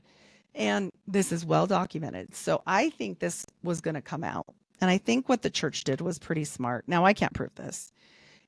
I think they had this forger, a known forger, and he was. This guy, Mark Hoffman, was a forger. And I think that they told him what to write on this one particular document because he screwed the church over, and I think they caught him. And I think they were like, you're going to pay for this one way or another. And so, this becomes the salamander story. And now every time I tell somebody this story, they're like, no, that was a lie because Mark Hoffman lied and he's a murderer. Oh, well, no, this is a completely different story. And the salamander, to change it from a toad, toads are what? A witch's familiar. They're one of that's why they're popular in Harry Potter. Exactly. So people can be mad all they want, but a salamander is not. It is actually Knights Templar. They're forged by the fire, not burned, all this stuff. It's like a magical good thing, right? Yeah, they thought it was like a magical creature. I remember that back in like Knights days as well, too. And it was better than a toad because this becomes like a good thing then. So even though Mark went down for that, and I'm not saying he did or did not kill those people, although I have suspicions, only because he used to squeal like a pig once they arrested him. And then all of a sudden he didn't anymore because he tried to unalive himself unsuccessfully, but he was in a top security max and he laid on his arm, his writing arm, for 12 hours solid with not one soul checking on him, which is not protocol. No, not in Max. No, they have to do rounds on those people and check on them. And he was right in plain view, laying on his arm to the point where he neurologically damaged it. And Mark will never, ever write again. Oh, wow. Does that look sus to me? Super sus. Everybody else that he tried to blow up died. And he supposedly tried to do that to himself and didn't do it correctly. Well, clearly he knew how to do it. I don't know what exactly happened there. And people get mad and say, I defend a murderer. I'm not defending him. I'm giving another plausible scenario that could have taken place. Whatever the case may be, I do know this. It made this story here go away. Because you cannot go to anybody that's a Mormon nowadays and they'll say, no, that was a lie. That's a Mark Hoffman. Mhm. That's a lie. I wanted to bring So- up real quick. Sorry, I don't mean to cut you off. But I wanted to bring No, up 2 don't- points, and you guys there's like are little good. connections I'm kind of just making here behind the scenes. But Galatians 1:8 talks about the gospel, and Paul is talking about a lot of people out there are sharing a false gospel, and he actually warns you in Galatians 1:8 that if there is even an angel that appears to you and gives you another gospel other than the one that they're preaching, be cautious of that. Watch out for that. Who knows let 'em be what that accursed. is? And guess who else says that? Who? John D. Ah. John D says, if someday someone comes to you and gives you another book other than the Bible, watch out for your wife. Interesting. Watch out for your wife. Yep. He Hmm. said, watch your wife. And Wow. what happened with him and Edward Kelly and switching wives and everything? Ooh. Oh. I think he might have had some visions there. And I definitely know that we're going to get into some other people that looked up to Joseph Smith pretty heavy. And you might be surprised at who they are. But for now, we're still back in the day. And we are walking through this whole setup of these people and what exactly is happening with this family. So my whole life, Joseph Smith was told to me that he translated the Book of Mormon like this, that the plates were there. See these big bulky plates with the big hinges, the metals, and that somebody was on the other side. He had multiple people help him be scribes, and he would use the Urim and Thummim. And if you go back, there's some hilarious videos where they're going over this and over this and over Urim and Thummim, Urim and Thummim. And it's a funny word, and I do remember it a lot from when I was young. And basically what it was is the breastplate of righteousness and these giant spectacles, which I guess one spectacle was big enough for his whole face to fit in. Kind of funny. Makes you think of giants, hey? Oh, wow. Makes me think of giants. That's wild. Did So they use those I don't. glasses to I don't see know. like seeing stones and stuff like that or something? Well, yeah, in this version of the story, they were made of like, a stone, and they weren't like glass like you would think of it nowadays. And these were given to him by the angel to help translate the book. Okay. Right. When he eventually got it. That's also an important piece. Okay, so when he finally gets the plates, he goes on the fall equinox. Now, this is I'm gonna want if you guys tell me after I tell this story if it sounds like a super Christian beginning, because it's funny. Okay, so he goes on the fall equinox in the middle of the night, and the reason why the neighbor knew is because he had to come there and borrow an all black horse, and he had to have all black clothes, and he had to be there about 3:00 in the morning. That's And not sus. not at all. He can't even take his own horse. Totally okay? not witches or no. Yeah. No. And he does all this stuff and he gets all dressed up and he goes there like he'd been going there every year. And this year he had just married his bride, Emma, and she came and she waited in the car, i.e. carriage. And, she had to go in lieu of somebody else that was supposed to be there, which was his brother, Alvin. But because the angel wanted Alvin to come. However, Alvin had died of a poisoning, accidental poisoning for constipation, right before this. So clearly he couldn't come because he's dead. And so he takes his new wife instead, even though his parents ran this article in the paper, which it'll come up at some point here in this slideshow, that says that they slept by the grave for 5 weeks and also dug him up once just to make sure that everybody knew in the town that they did not mess with that body. What? Like, okay, wait. Yeah, sounds like they We didn't dig often- him up, so we're going to dig him up to show you that we didn't dig him up. Okay, cool story. Okay. But this is ran in the real paper, and I have a copy of it in the Palmyra paper. So Receipts. right. this is real. Yeah. And so instead he takes his wife and he finally gets these plates and they're translating them. Sorry, sometimes when we go off on tangents, I might have to go back, but it'll be fine. And so they're doing this work. And what would happen as a kid that I learned is that they would do it just like this. Well, then South Park comes out, right? And we see this whole, have you seen the South Park skit for Mormons? I Yeah. think I have. I just can't remember it. It's okay. It's almost 100% accurate, which is the funniest thing That's ever awesome. because I remember when it came out, I was still a Mormon and they were like, do not watch this garbage. It is the biggest lie with this hat and a stone and blah, blah, blah, blah, blah. Okay. That's pretty Like accurate. this is basically what they say happened. Right. And then, okay. So when I grew up in the 90s and 80s, that was the story that this hat was baloney. The rest was true. Well, this is the prophet of the church now. This is President Nelson, and he is a member of the Skull and Bones Society of the University of Utah, which we'll get into. Oh wow. And this is the hat, and they took it out of cold storage, and all of a sudden they're like, and this is how he did it. And all of us that were older dropped our Pepsi, whatever. I don't know, not coffee. And I was like, wait, this is the story that they told us wasn't true. And now this hat is here and this rock is here. What is happening? Right. So this is a rendition of the hat. This layman's pouch is important. Remember this for later around his neck. Okay. And this rock, which he had multiple rocks, I think upwards of 6. But this was supposedly his favorite. No. They love to lie. The reason why I say no is because there's pictures of this one for real, whereas there's a white stone, which I assume might be quartz, which has never been seen by just the Goyim. It's locked down in their little vault, and it's only got an artist rendition of it.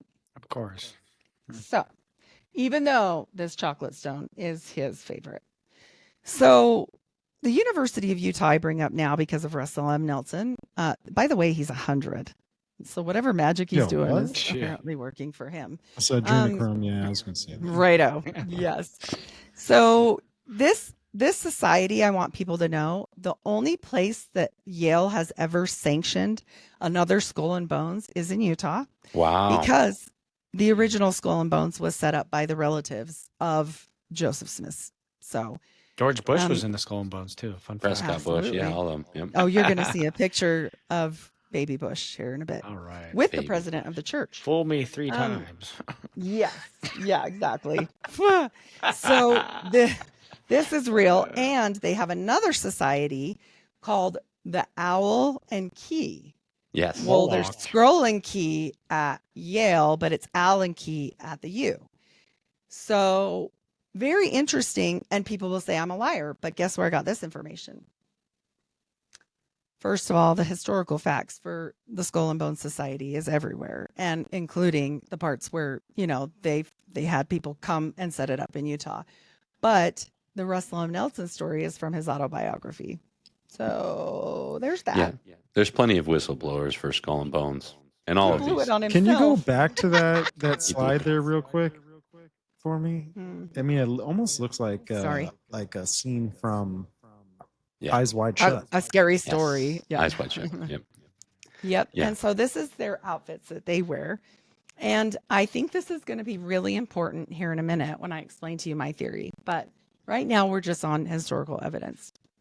And so, again, like I said, Joseph on the fall equinox, remember that. He gets these plates with his wife. Brother is not able to come. And people joke when they dug him up that Alvin might have had a hand in Mormonism, but poor form. But they like to dig people up a lot. So we'll get into that too. But they did dig him up, and Grave you know, sucking or something like. What they digging, do yeah. is they like to sorry to interrupt. This is like Kay Griggs talked about all this. You know who Kay Griggs is, Heidi? Who is Kay it? Griggs is the wife of a captain of the Navy, and they would Oh. do sex rituals inside of coffins. Mm. It's disturbing. I just want to That say I is- like how you're drinking a Pepsi. Like, yeah, My throat is so dry from accustomed to the Pepsi. I took way too many allergy pills trying to help myself out, and it's bad. Oh, now. jeez. But that's Aw. okay. It's okay. This happens to me. I don't ever die. It's fine. If I do die, you guys better get on a freaking council and figure it She's out. like 'cause Kenny it probably from wasn't. South Park. Right. So here's the funny part. can't kill me. Right. Exactly. That's Cartman, Yes, dude. That's Come on. me. Oh. That's me. So here is his little rock. So fun fact, Willard Chase again. Willard Chase coming up. This rock was found while digging a well on his property, and Joseph Smith was like, "Hey, that's a cool rock. Can I see it?" And then he just never gave it back. So even the rock, come on, guys, like it's stolen, and he asked for it back a lot. It's like a whole thing. So during this time, he's using the rock in the hat, and his wife was pregnant shortly after this whole situation with them going and getting these plates and everything. So the baby is born, and it lived moments. It was severely deformed, and they named it the dead brother's name because that's what one does. That apparently that's a good idea. That's only normal, So- right? Right. I'm glad you understand because it's not weird, right? No, not at And all. here is Doesn't notice. Jesus also FYI, claim to I like? just wanted to show. Well, doesn't Christ There it also is. say like, "Let the dead bury the Mhm. dead," like referencing He does. don't mess We're with not the supposed dead, to mess with. right? Definitely don't dig them up a whole bunch. That's weird. Yeah, that's called And- necromancy, right? Yeah. Yes. And so again, this is the actual article from the Palmyra, and it was ran 5 times. So this talks about I'm gonna summarize it. Basically, we didn't dig him up. You people are saying we did something bad and dug him up, but we're gonna dig him up to show you we didn't. Quit lying. Hilarious. That's the best it. gaslighting ever. All right. Yeah. So, I mean, yeah. So, long story short, I do like to point this little piece out is that Alvin Smith was the oldest son. And if you know anything about Faustian bargains and or witchcraft, the oldest son is worth a lot in witchcraft type situations. The first one. Yes. And also that would have been Joseph's first son. So both first sons died within a very short time of each other. So no Faustian bargain there. And they named it the same name. Probably totally fine. Look at Abel. Fine. All right. So these are some of the other rocks. This was Sally Chase's seer stone. She is the sister to Willard Chase, the neighbor. She had a cool stone. Joseph was like, I want me a stone like that. But he tried to get her stone, but she was like, nah, bro, I don't trust you. So she kept her stone. So are these seeing stones? What are they exactly seeing? look like through a- this? that looks the like a past, fossil. present, and future, or what? So this one is the rendition one. So the reason why I figured this out, that all this stuff I'm telling you, not the stones, but like, what the hell are they doing? Right. I'm going down the rabbit hole so bad at this point. You have to remember this is stuff that I believed. My world is being destroyed. Even though I've let go of all of the Mormonism, everything like that, I didn't know any of this. So this was a lot for me. Okay. Because I'm like thinking in my mind, like, did my grandma know this? Like, what about my great grandma? Like, what is happening here? Like, what? And so John Dee comes up and I start studying about John Dee. And thank heavens I did. Now people will say, look she's a bad person. She's got a picture of all these people, occult people. Look, without the dark, you do not know what light is. Mm-hmm. If you are constantly in the light, you do not know what dark is. And he speaks about this exact situation that I believe happened with Joseph. And what was he doing? He was conjuring. He was using Solomonic magic. Mm. He was looking into the black mirror, which was just a stone. It was Scrying mirror. stone. Yeah. hmm And it was obsidian. It was just stone. It didn't have a reflection. They call it a mirror, but it wasn't. And Nostradamus did this with water, and then they would see symbols and call them out. So that's exactly what Mormonism was. He would tell the person scrying on the other side this symbol. It wasn't like it was words. It wasn't. It was just the symbol, and then he would translate that later. And he said it was Reformed Egyptian. I'm going to show you guys some I samples. remember that. Yeah. Yeah, and they're, it's interesting. So this is because- like Freemasonry, like with extra steps. to the 10th degree. Right. And you're absolutely right on that, because I postulate it's a little more than Freemasonry, but it Yeah, gets it's witchcraft is interesting. what it is. Yeah, that's how I Dude, feel. just But we're Christian, the, guys. It's okay. The connections with the stone too. It just Totally reminded fine. me of the Kaaba in Mecca, which is basically the Muslims they or the Islamic State, whatever, they worship. They don't. They say that they don't worship, but when you see thousands of Muslims circling around a rock all together, to me that's a form of worship. But We circle around rocks too. Don't you worry. We're that's gonna get there. crazy. Oh, boy. Because And I mean, Joseph had an ex-Jewish person that became a Mormon that taught him all about this stuff, but he didn't know how to read or write English, and he was a farm boy. Don't you know that? But he was learning Hebrew. Mm. Okay, Lies.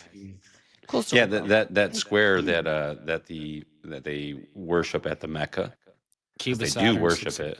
They 100% worship it. It's like obsidian. Yeah.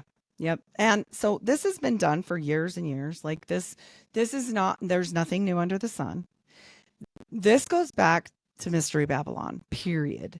And I mean, I think I bring a pretty good case when this is all wrapped up with a bow, to be quite honest. All of it is fact based. Like there's no getting away from certain things like this. Okay. When Joseph was young and he was very impressionable, a transient person calling himself layman, pronounced lumen, like light bearer, Walters, it was for several days coming in and imposing like that he was a doctor and that he was, magical and palmistry, conjurations, blah, blah, blah, blah, blah, until they ran him out of town. They literally ran him out of town as a godless man. He came back from France and he was completely changed. This is his wife's cousin, just FYI. And he really liked Joseph. And so Walters, the magician, has all these cool, strange books, and he deals with familiar spirits. And he's talking all about all these things. And this comes from the Palmyra Reflector, which is also a paper, and I didn't make it up. So there we go with that.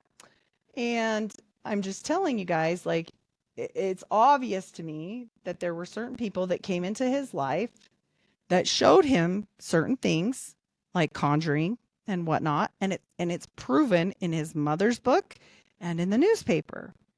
It's funny because even like a basic search of this stuff, when I was searching for this stuff as a kid as well, like it was pretty common knowledge that, this guy was clearly doing witchcraft. Well, that's what I think. Even as a kid, I knew that guy was doing witchcraft. So it's funny. I mean, will the church deny that he was doing anything like that? Yep. That is 100%. wild And to me. I have to come at this with my sarcastic attitude because I went on the confessionals thinking people were like, oh, they'll get it. And no. That's No. crazy. Can you go back to that last slide real quick? Yeah. Sorry, my voice is cracky. I'm yeah, I was going to say No, the same you're not thing. cracky at all. Don't take too much allergy pills. The one before that. Yeah, it had like a symbol on it or something. Yeah. Oh, there we go. Yes. Okay, so I've seen that somewhere. per adventure, he will inform us where the Nephites hid their Nephites, treasure. yes. Nephites. The Nephites, yes. Mm, And so yeah. Nephi is in the Book of Mormon. And what they'll tell you the Book of Mormon is just like the Bible, but it is like how that is their story over there. This is the story over here in America. Okay, so that's all it is. That's what they'll tell you. Mhm. And that this is a story of their people, like the Nephites and Lamanites and all these people. And funny enough, they're all brown. That always made me laugh because I'm like, I thought you didn't like the brown Aren't people, they but that's cursed fine. though? Yeah. Yeah, Well, right. the And so Nephites, I'm I kidding. guarantee they have connection with the Nephilim. Yeah. Well, That sounds like I Nephilim or Nephidim. Or I will something. tell you, here's the problem with this whole thing.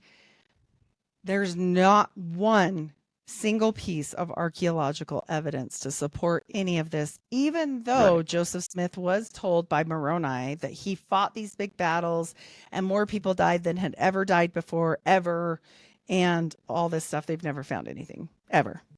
Yeah. You know what? Look at the Smithsonian. They hide everything. They're Right. even the Y files. The guy that runs Y files. You know that guy? Great guy. Why file? Sorry. Yeah, Y files. Yeah, Uh-uh.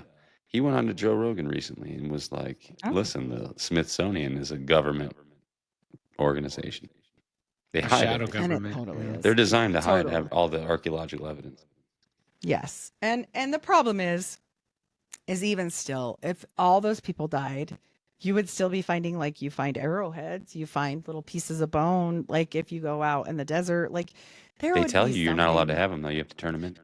but you would still find them. And so now we can't find them at all. And here's the weirder part is now they planted a whole bunch of trees on this hill, on this mound where he found it. And Serpent they mound? are you're more right than you think. And now they're like, we can't dig up this. Look at these trees we would kill, Dur. You cannot make us be bad against the trees. No. So it's a whole thing. They And saved the planet, there, right? there was a cave on the other part of this, where there were lots of things taking place. And we aren't going to get into that part today because we'll go down a different rabbit hole. But Portals. yeah, there was a whole thing. Well, witchcraft. They were doing ceremonies. Oh, lovely. So, Dude, I don't know why, yeah. but that symbol gives me such vibes of the Marine symbol. Oh, wait till we get to the next symbol, one. the Marine Corps. Oh, word? Yeah, it kinda Wait, does. go back to that real quick if you can. It almost like gives me vibes of the Marine Corps symbol. I don't know why. Like that top. I mean, that there top is one? Freemasonry in the military. A ton of Freemasonry. Sure. You're talking about the snake? No, it's the I can eagle see it at the top. wings, the It's globe, yep, I the can see anchor, it. and Yep, then the staff on the right or something. I can definitely see what you're You seeing. see what I'm And the saying? all-seeing eye. Give me a Yep. vibe of it, but Yep, I see it. Yep. Oh, wow. But I do see it too. Yeah. here's the thing. These strange books, like I said, they'll say Joseph didn't have these books. They'll say he didn't have access to these books, that they were so poor they didn't have anything but certain books. And they'll even go really deep into this. This is why you kind of know it's not true, because they're like, he only had these books, you don't know. And I'm like, that seems a bit ridiculous, because his brother at the time was going to Dartmouth Indian College, is what they call it. And the problem with that is they'll say this was like this college for, kids that didn't have much money and all this stuff, like for Native Americans. That's not what it was. It was a school to teach these boys like Hiram, his brother, Hiram Smith, how to become priests to the Native Americans and convert them. That isn't true at all. Like this is a completely different thing. So when we talk about that, I just think it's funny that they talk about like everything but Dartmouth. And then when you do bring up Dartmouth, they're like, no. Well, his uncle, or no, his cousin from both sides, Johnny Smith, Professor Johnny Smith, owned a rare bookstore there. And also he was on staff at Dartmouth. I mean, I think books were not a problem. And if you were going to bring your brother who is sick, which we'll get into now, if you're going to bring him home something because he's bored and sick and can't go outside and can't do anything because he had typhoid fever in him and he got an infection of osteomyelitis in his leg, what would you bring him? Probably a damn book. Like, come on. This kid was not stupid and he wasn't backward, and I just don't buy it. Dad's a teacher. Mom's a lay midwife and has had education. This is ridiculous a little bit. So brother Hiram could have definitely brought books home. It just doesn't make any sense. So he was operated on and saved by a Dr. Nathaniel Smith, And this is in Mother Smith's book. And she just happened to forget, the name of the doctor, even though, I mean, it was her name, Smith. Oh, whatever. She calls him Dr. Stone. What do they And got that's going on how there? she shook down Brigham Young for some money. And she got it. And so, long story short is there's a whole thing about Dartmouth. I have a episode coming out like probably in the next week with JJ Vance, not the vice president, from Operation GCD. I know. I He's think great. about his face every time you say He's so Vance. funny. Every single time I laugh, and I've heard it so many times. I'm like, this is ridiculous. You're still laughing, but There's a lot Yeah. of confusion in this. You notice that, like, even in the Bible, so much. it says God's not the author of confusion, but then we have this whole confusion. This whole thing is just doesn't make sense throughout the whole. And speaking of the Bible, yeah, and confusion, also they have the Joseph Smith translation. Yes, they use the King James Bible. They're going to hit you with that. They're going to be like, Yeah. we use the same Bible as you. we use it, but we just add on to the Bible, which clearly the Bible says But- not to do. But Also, if one has one thing and one has another, and there's a conflict, it literally will be trumped by whatever the church says, because Yeah. they'll say, we believe in the Bible as long as it's translated correctly. That is their exact words. Yeah, it's twisting scripture. of course, That's all it is. Everybody. They a lot of cherry people pick. do.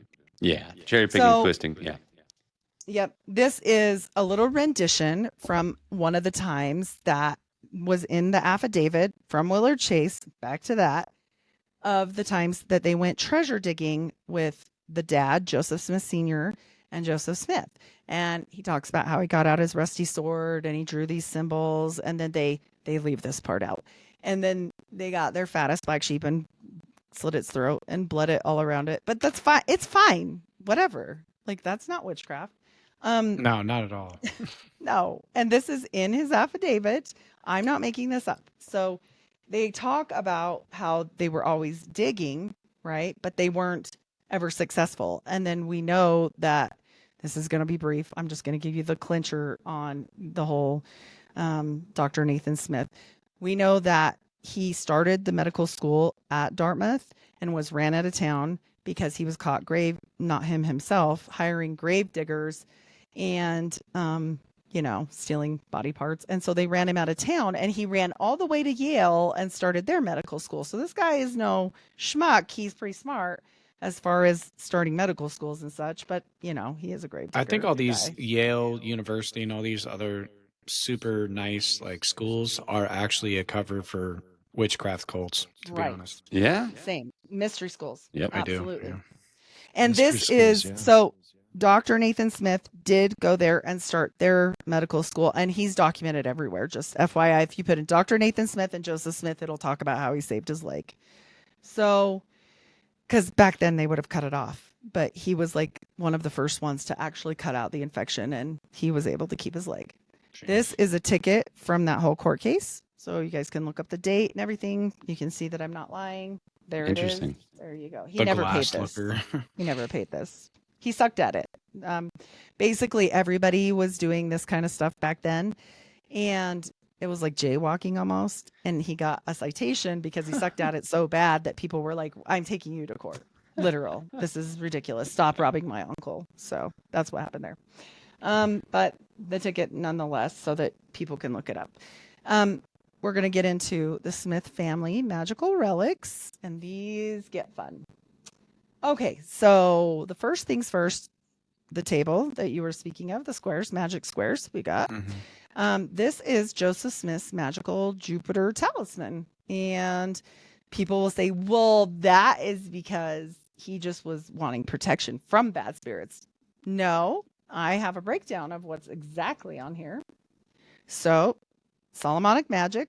This comes from nowhere else but the Keys of Solomon. Sorry to say, that's where it came from. Or if you want to get even more fun, Ebenezer Sibley's Book of Witchcraft or the Magus. That's the only places that this stuff was available back then. So Jeez. those are the three things he was reading. I can't help you. Otherwise, that's what it was. And the calling of this says, this defendeth and protecteth those. Now, that first part sounds okay. Those who invoke and cause the spirits to come. Oh, wow. When they appear, show them this pentacle, and they will immediately obey, like King Solomon's ring. And so when we're looking at this, people will say, well, that was just to help him because people were cursing him. That is not How what it about you says. trust in God to protect you then, homie? Number one, yes. But also, number two is it literally says, it protecteth those who invoke and cause the spirits to come. So do with that like what you want, but literally it's telling you the He story. was a conjurer. Right there. Yeah. He was a John D. him little self. So this is the family knife or ceremonial dagger. When this seal of intelligence of Mars is on here, and it makes a man potent in war and judgment and terrible to the enemies. Capricorn is also reported to keep the man in safety and also places security in the exaltation of Mars. Now, this strictly comes from Francis Barrett. There is your reference at the bottom with the magus, but also when you hear something called intelligence, it's a demon. This isn't my thoughts on it or my anything on it. That is what it is in these books. Okay, it's a lower level demon. Right. Well, especially And too when you so- trace the etymology of it, just demon and jinn, it's an all-knowing spirit, right? Yes. And they're lower because these things, so John D explains this really well, is that sometimes when you're conjuring, almost always, they lie. They lie, and they don't have to tell you the truth, and they can say they're whatever. But you know, they hate you because you've conjured them away from wherever they're supposed to be, and they don't like to be bossed around, and they don't like humans. John D is very clear that they just tortured them in all kinds of ways. Poor people say Edward Kelly was a con artist, and I just have a hard time with it because there are a lot of accounts of him basically being tortured by these things. Like a sword came out of a book and stabbed him. He ran for his life and disappeared multiple times, and yet he always had to come back. And they're like, he just wanted to bang John D's wife. And I'm like, listen, I just don't know. I don't know how I feel about that because he kept trying to run away. They told him he stank, like always stunk, which I mean, back then probably. But like there was all these different rituals you're supposed to do to prepare for this if you're going to conjure something. And we know that now because there's literal texts that talk about this. And I don't think it's a good idea. Don't do it. But again, like I said, they obviously had knowledge that was superior of these things. So again, this is just another up close of the ceremonial magic dagger. It's crazy too. This- Sorry, I don't mean to cut you off, but the You're good. magus Always. also refers to the highest order of The Satanism MAGA. in the hierarchy system. Well, it's definitely not Christianity. I'll give you that right there. And here's the thing. Like, if you want to do whatever you want to do, that's just fine by me. But at the end of the day, I don't have my tissues.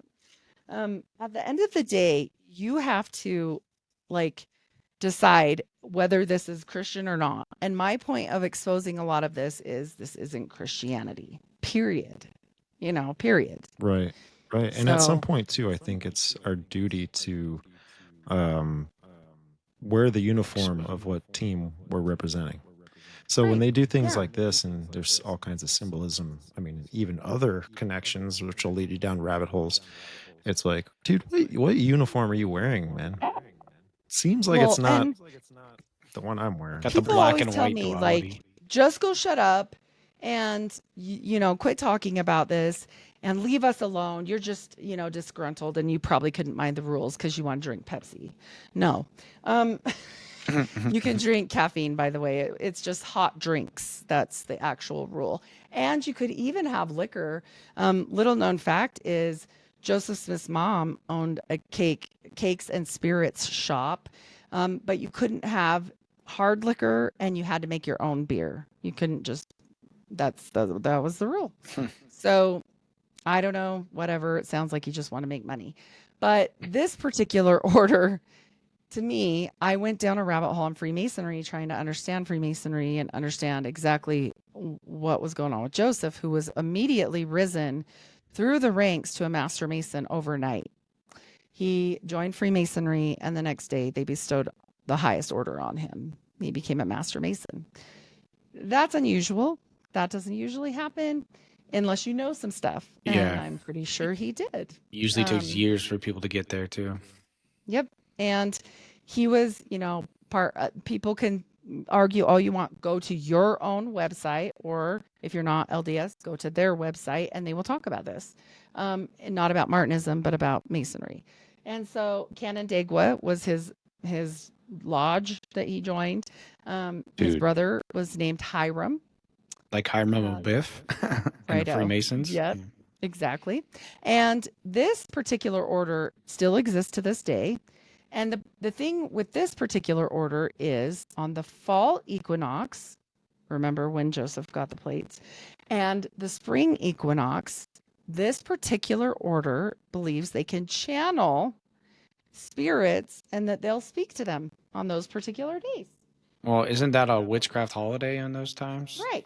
Exactly. Yeah, the equinox. Jeez. But isn't it funny that that's exactly in alignment with what we're talking about? I mean, it can't just all be a coincidence. Like, I guess, like, if you want to play it like that, but that seems a little ridiculous, I just think that if you're going to go with that story, I mean, I don't know. I guess if you were really wanting to protect something that you thought was true, but I don't see how you don't see the holes in it, and something that I know I have a slide for this, something that we know, it wasn't called this per se at the time.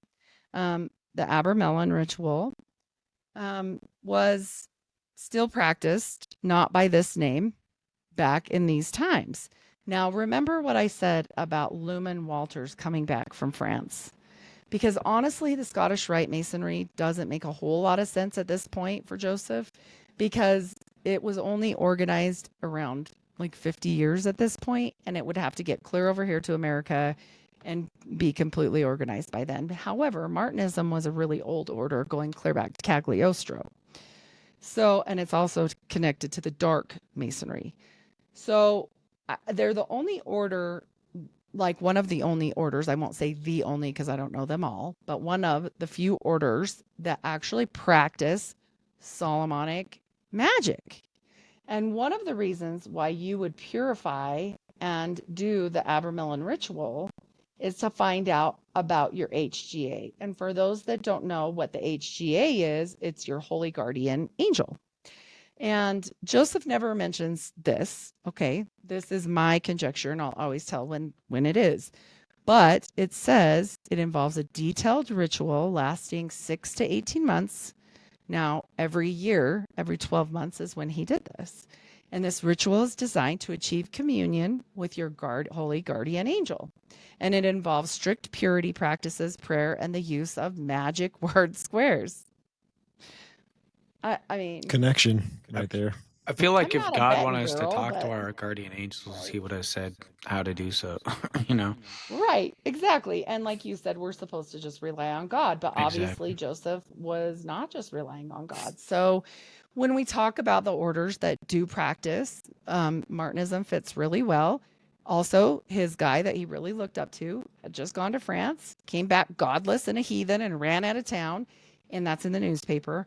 And he's around Joseph this whole time. He's also in higher echelon communities in France because he was a doctor. But he wasn't, but he said he was, but whatever. So that's fine. There's many of those, but he was in an upper echelon group. So he would be, probably the one I would say would have exposure to that and bring it home to Joseph.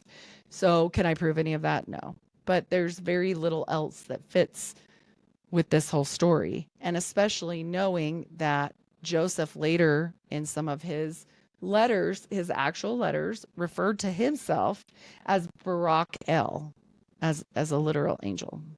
Wow. So I don't know.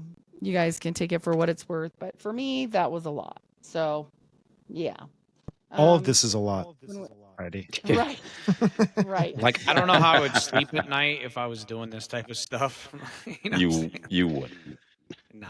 It gets, yeah, Crazy. it's wild. This is just the Martinist order stuff that I was telling you guys about. Okay, I just want to interject something. I'm sorry. Like, No, don't be and me sorry. as just a normal average citizen, can I like visit the Church of like Mormon? Yeah, you can go to the Mormon church. Will they In allow you fact, though, or do you have to go? absolutely, but you can't go in the temple. Wow. Wait, how come you can't go in the temple? So we'll talk about that. We're Okay, almost okay, to the cool. temple part, but because there's strict rules. And just in case anybody was missing or needed to know about the Lesser and Greater Keys of Solomon, Brigham Young University has digitized them. I just thought that was funny. Not that they can't. That's fine. Oh, my shoot. So remember the layman Demonic. pouch that I spoke to you about around Joseph's neck? It was sitting right here, that little leather thing. Mhm. So a layman pouch carries these magical sheets. Basically, these are his parchments from his family. They will lie and say that they belong to his brother because they will say that was Hiram's. They died together in the same areas, so they're going to put it onto Hiram. Also, Hiram wasn't into magical woo-woo. He was off at college doing collegey stuff. He wasn't really into all this angel business. He never really talked about any of that. But yeah, let's put it on Hiram. That's fine. So whatever. When they died together, the one thing that was absolutely proven that was Joseph's was not his magical underwear because he didn't have them on. He forgot, I guess. It was forgot his about Jupiter talisman. Yeah, because his wife said that was one of his utmost prized possessions and she wanted it back, and then she cut a piece of his hair and wore it till she died. So That's not witchcraft either, right? They totally no, it's folk magic, folky. Everybody was doing it. They do That's that their- in voodoo too, in hoodoo. Like they wear each other's Mhm. hair and stuff. Oh, we're gonna get into some Goodness. You know, weird. but these Dead witchcraft traditions are terror just so stuff. stupid, in my opinion. I'm They sorry, really are, dude. bro. You got to do all this crap Like, just. you're really gonna I work. mean, it's a lot of work. They really must get Yeah. something out of this. Well, they do. They Oh, control yeah, the they world. do. No, They they do say that. it works. I mean, John Uh, D will tell you how well it doesn't necessarily. You don't really get what you want, but All this just to You end know. up in hell for eternity. gotta swap your wife. Like, Yeah, come on. gotta swap your wife too. You Yeah. know, well, just the little stuff. It's always about that. Like every one of these people are super pious. Okay, we'll talk about like, well, not everyone, because Crowley goes to Egypt. He goes into, they say, the pyramids. He sees Awas, and Awas tells him, hey, write this stuff down. And it becomes a book, which becomes a religion. The Prophet Muhammad is out in the desert wandering, whatever. He At sees two Gabriel in a fit of darkness. Remember the wordage. And, he writes it. Well, he doesn't. The scribes memorize it. It gets written down later. But there's always a price to be paid. Then he got an 8-year-old wife, and then Aisha. he starts doing polygamy, all that stuff, right? Joseph Smith, he sees Moroni, write this stuff down. He starts doing polyamory and polygamy and pretty young girls as well, 14. John D. and Edward Kelly swap wives. We could go on and on. Jack Parsons. Do we want to talk about the desert? I don't know. But they do write it down, and it does become a religion. He doesn't because he blew himself up. Right. Anyway. Nice. Yeah, all the things. Some of these So- symbols look familiar too. Well, I mean, they're definitely witchcrafty. So Yeah. just so you guys know, like this is decoded at the bottom. Anybody can zoom in. We won't talk about every single one, but we'll talk about a few. This is the Raphael star. This one, see how it doesn't have any seal around it? This means he has a working relationship with this particular entity.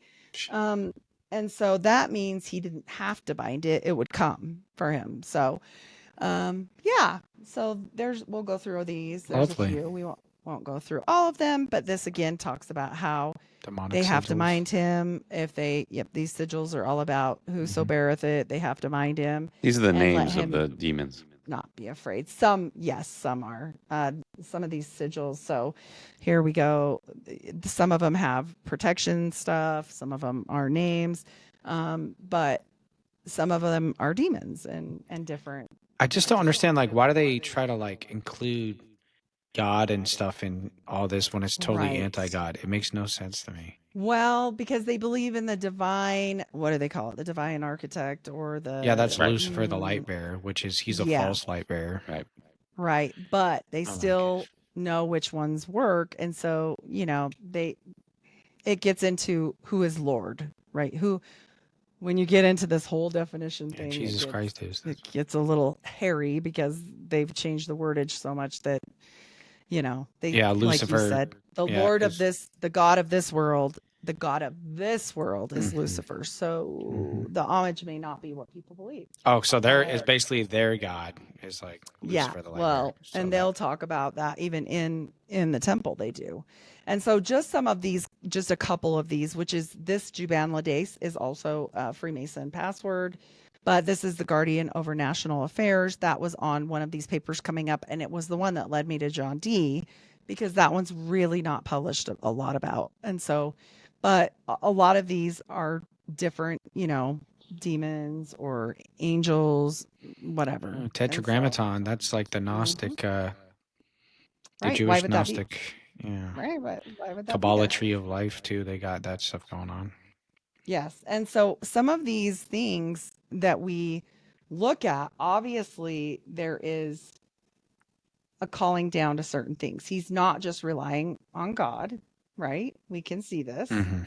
And Clearly. and we see, solar cross, we see, and I'm not going to dog anybody. You can do whatever you want, but don't call it Christianity. That is my problem. So Yeah. Yeah, no doubt. What's Yeah. crazy? don't make a girl mad and lie to her because she'll come for you and then she'll never What's shut up. funny? Oh, But she can get anyway. mad. Talking about the whole grand architect thing. Like I didn't know, but that wasn't a thing until the Anderson contract or the Anderson Constitution. I believe it was in like 1700s or something, early 1700s. But it's where they basically substituted the grand architect for Christ in the Freemason tradition and all this kind of stuff.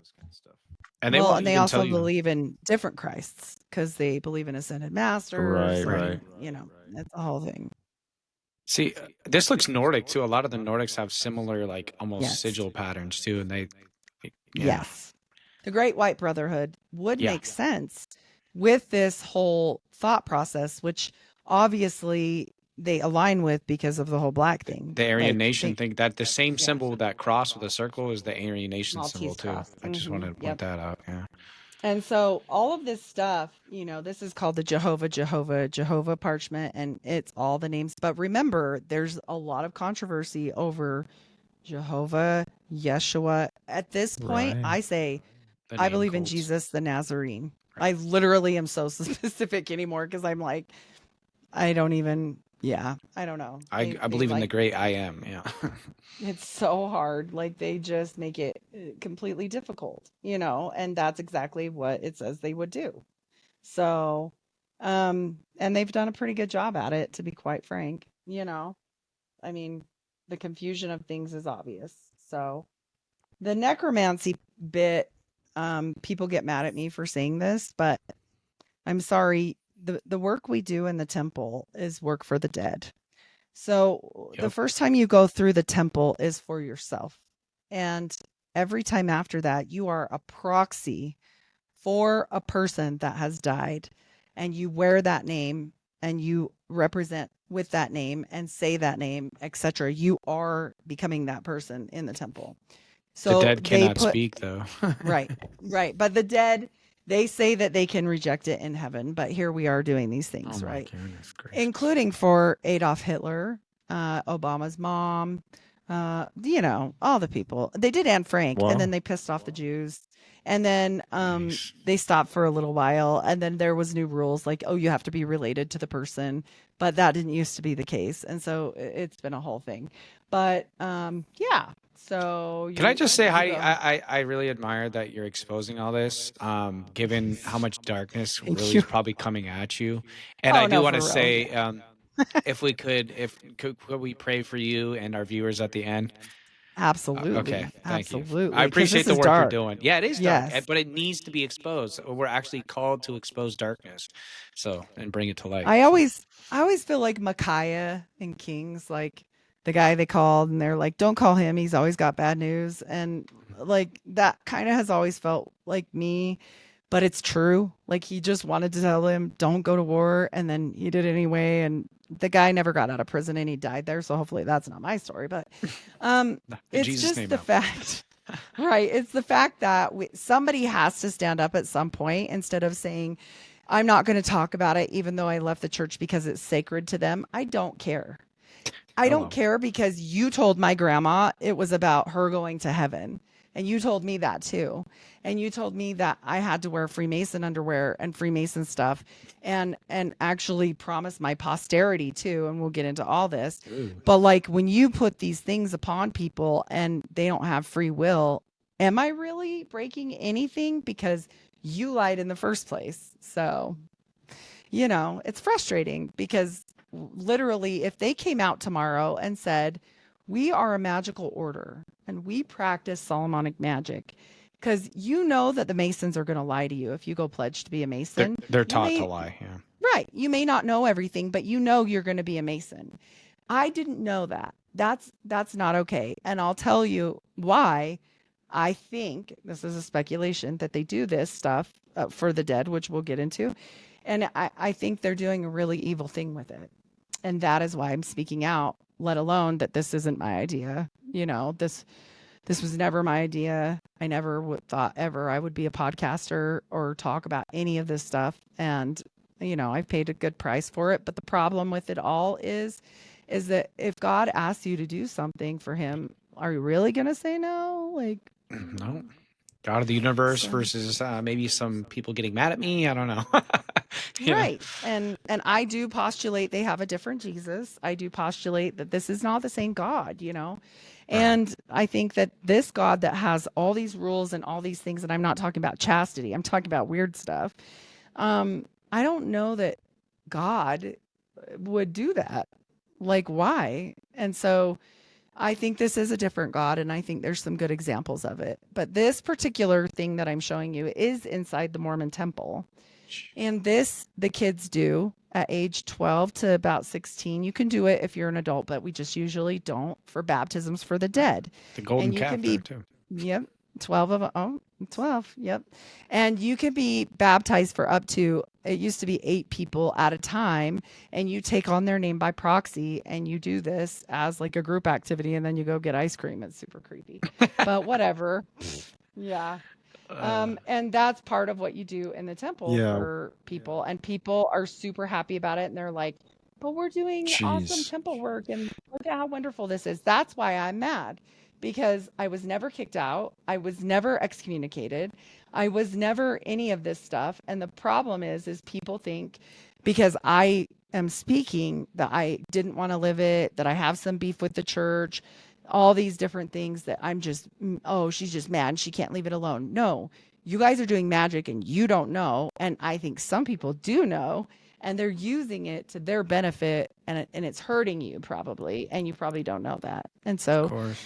yeah, I'm just trying to do what I can to bring people to real God. Absolutely. I wish I could like infiltrate to the temple well, somehow. somebody and, like, did, and we're gonna go there right now. I'm Oh, gonna. jeez.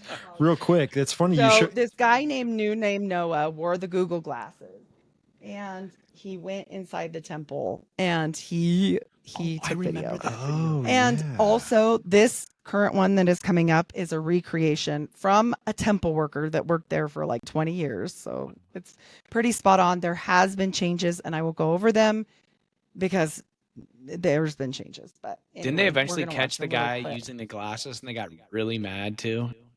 Sorry, what was that? Using like the glasses that with a camera, I Yes. think a guy. Yeah, they The caught camera him glasses. eventually and they New got name really Noah. mad. Yeah, they Yeah. threatened to actually sue him and all sorts of stuff. He got away with it though. And I it's know he pretty did. That guy's a hysterical. G. I love it. He is a genius. Shout out New Name Noah for this one. Like I said, is not that. This one is Okay. like a rendition or whatever from anti-Mormon people. So, but it shows good. It shows a lot. What you are seeing is an authentic first-time ever on film reenactment of secret Mormon temple ceremonies that even most Mormons have never seen. And those who have sworn never to reveal these secrets under penalty of death. The execution of the penalty is represented by placing the right thumb under the left ear, drawing the thumb quickly across the throat to the right ear, and dropping the hand to the side. Freemasonic. All of us who've been through the temple have sworn solemn oaths consenting to having our throats slit and our heart and our vitals torn out. The execution of the penalty is represented by drawing the thumb quickly across the body and dropping the hands to the side. In the Mormon temple marriage, the partners are sealed to each other for time and all eternity in Mason-like rituals. And without this ceremony, no one can enter the presence of Joseph Smith and become a god. Pay, lay, ale.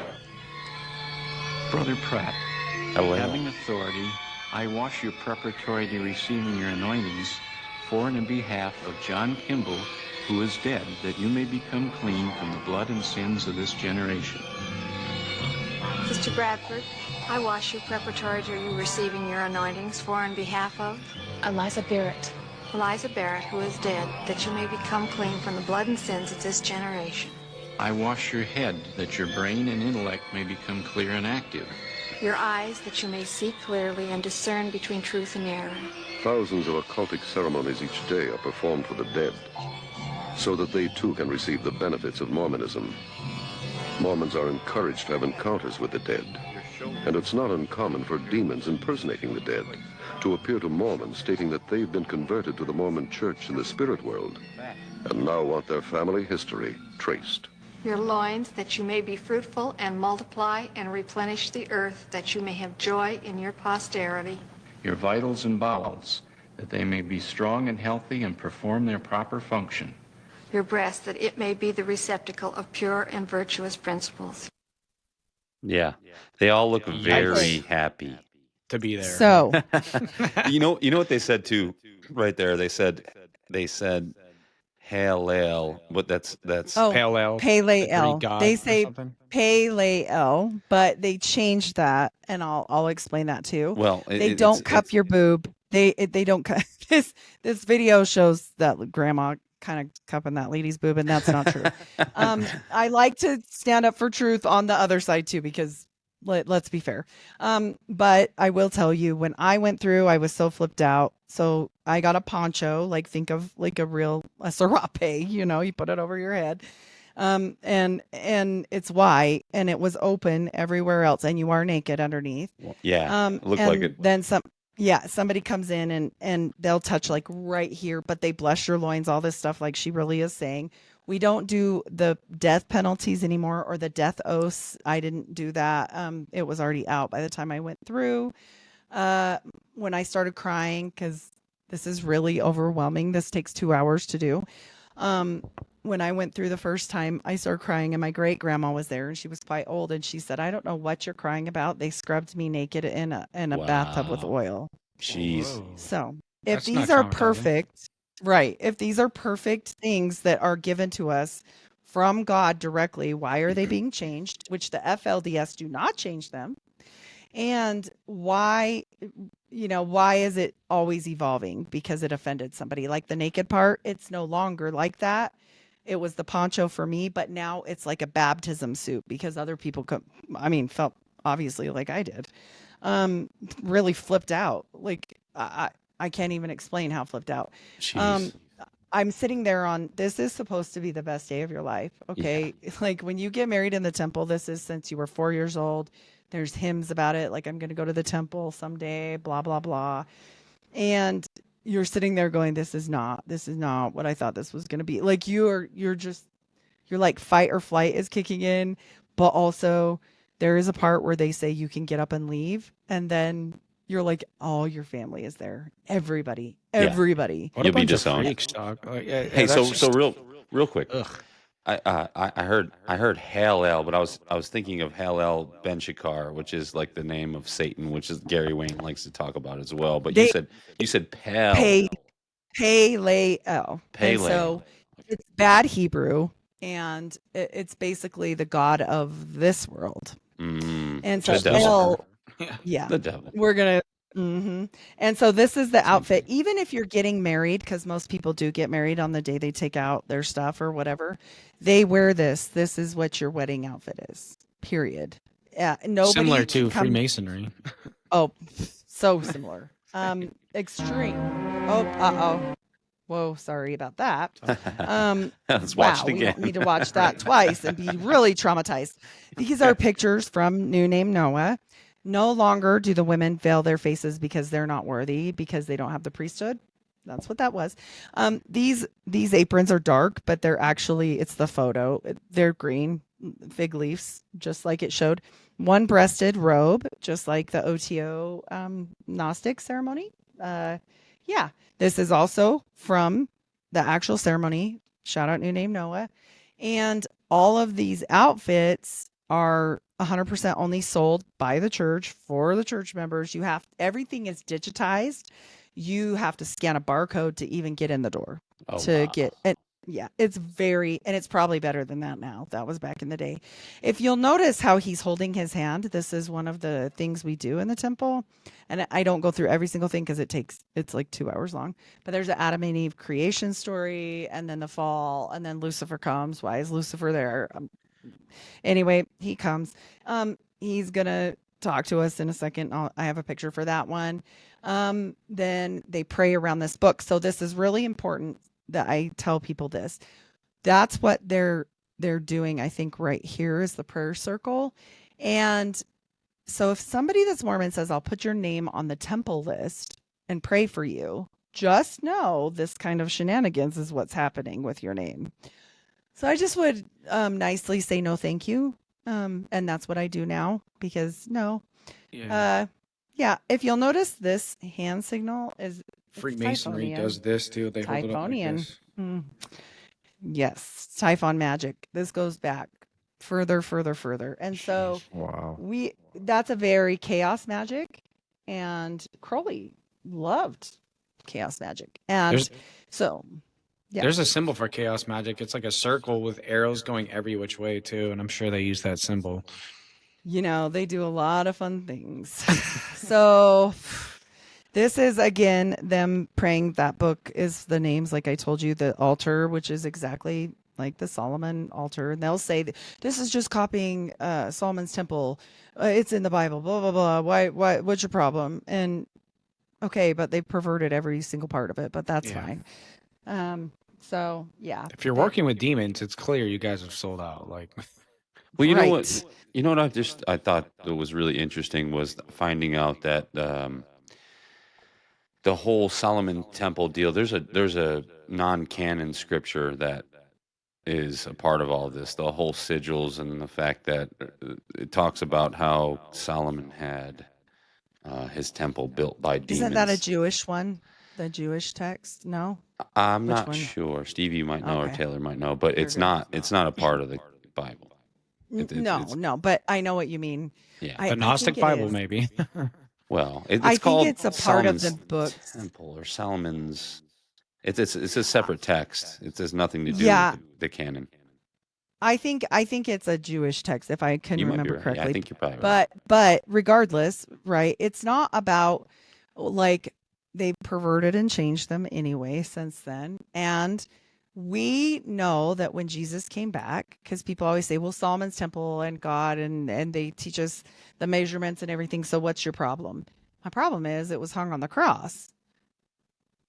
And we're not Jewish, and we believe that Jesus came and that we're supposed to not do this anymore. We would be slaughtering children and animals. Let's be real. Right. We're not doing that anymore, and we don't do that anymore. So I think, I don't know, because I can't see who said it time and time again, but we ask God for these things. We don't rely on all this stuff anymore. We don't. Right. Jesus paid the full price on the cross for our sins. 100. And we shouldn't be, making a mockery of it. Basically by, doing it any other way. I mean, that doesn't make a whole lot of sense in the grand scheme of things. They're not trusting God fully then if they're doing right. it. That's how I feel. Yeah. And so when we look at some of these things like this is, not that one again. The ceiling room, when you're getting married, you look into these mirrors and they're facing each other, the two mirrors creating a portal. It even looks green there. They conjure demons through that mirrors too. Well, right? That's how I felt about it, but I got really made fun of about that. But Oh, if you guys look at anything that's Kabbalistic Yep. or witchcraft, whatever, you'll see Scrying that or there's stuff. a basis, for what I'm saying. And it's non-biblical because they say you're married for time and all eternity. Well, that's not biblical. In the Bible, it says we won't be married in heaven. And I Exactly. get that people like that thought. Cool, me too. But it's not what the Bible says. It says we'll be like the angels and we won't need that anymore. So, we're not doing even what the Bible Right. says. And then the part in the temple, I do want to mention before I forget, with the aprons, when we are there, there's a part in the temple ceremony. We're doing this Adam and Eve thing, and then they get kicked out. And then he's praying and he's, sad and he's crying out to the God of this world. And Lucifer shows up and then he says, "What is that?" And he points to his apron and he says, "This is a symbol of my powers and priesthoods." And so, first of all, I don't know why, okay, clearly it has meaning to Adam because then he's like, "Oh, you should make yourself some kind of covering." And everyone stands and says, "Put on your apron." And that's when we put on our green apron. Which green is really associated with Lucifer as well. But they'll say it's about the fig leaves. Fine, whatever. The Celtics were really into the green symbolism. And he was, and Joseph Smith was Irish, so Right. they say. So all of it makes sense when you dissect it, but at the same time, they're going to come for you if you say like, "Oh, what if you're channeling something and you're over this altar, which you have no idea what's inside of it, and you're promising things, and while you're doing this, remember, you're getting married." Let me go to that next page so you can see. Sounds like you're marrying it looks a demon. green. Look, it looks green every It single does. time. Oh my goodness. So you're at this is it. You're on either side of the altar, and Jeez. we have no clue what's in there. Like, Probably really? demonic red Or stuff. in there. bones. Yeah. Remember Skull and Bones? I'm dark though. My twisted mind goes. I'm right they there probably with do you, the so same. you're good. Yeah. At this You point, know. anything could be in that dang box. Right. So, That's how I felt. Oh And then my you're goodness. Come on. you're Looks similar to promising the these- Mecca. Right. And you're promising these promises while you're holding each other's hands, and your sexual energy, because you're supposed to remain a virgin. Right. At this point, because no Mormons make it till nighttime, that you're headed to somewhere in between now and the reception to get it on. Yeah. Because it happens. And people can say, "No, it doesn't." Bullcrap. Sounds like I've talked sex to a lot of magic. friends. And it almost Right? sounds like you're like the dead. They're trying to conjure the dead spirits to commune with you too as well. I feel Just a theory. 100% this way. And why do you know the key point behind necromancy and why you do it? It's for revelation of the future. Right. It's for basically seeing and all of that. Okay, so what is the president of the church? He's the prophet, seer, and revelator.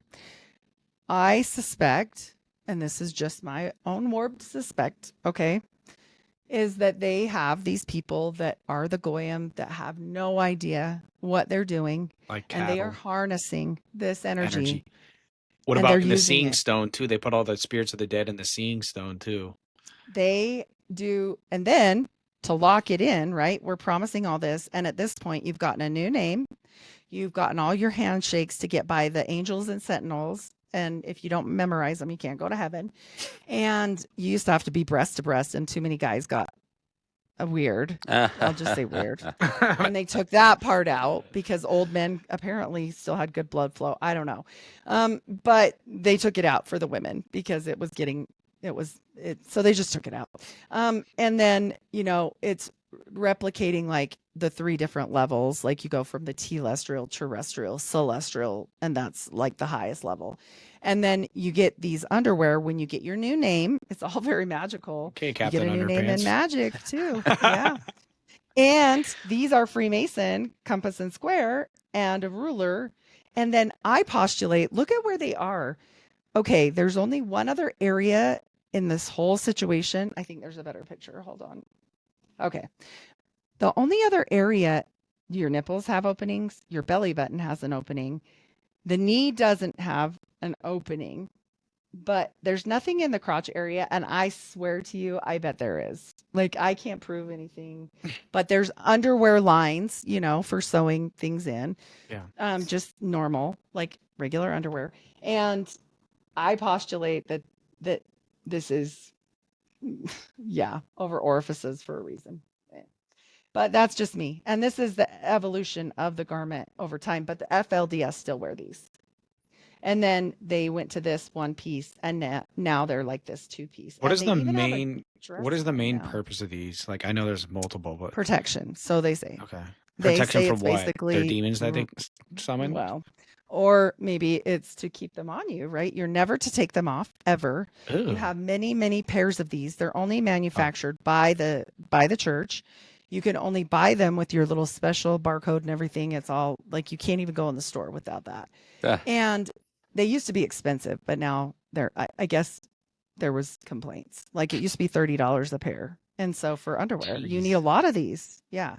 And It almost when sounds you like they're binding like a demonic spirit that's onto how them. I feel. They're, That's that's how not to I keep feel. stuff off, it's to keep stuff in, it feels like. That's how I feel. I feel like Yeah. you're channeling these names that you are taking upon yourself of dead people, that they have locked here. And I'll show you symbols of why I think that.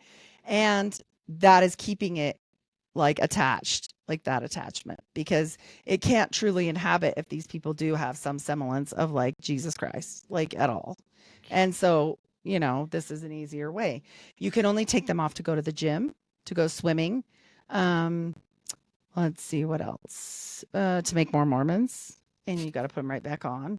And bathing, but they used to keep, like my great grandma used to keep one arm in and one leg in, and put the leg over the side of the tub, and then put the new side in, and it was a whole thing. You have Oh, to put them in wow. right hand Ah, first. ew, bro.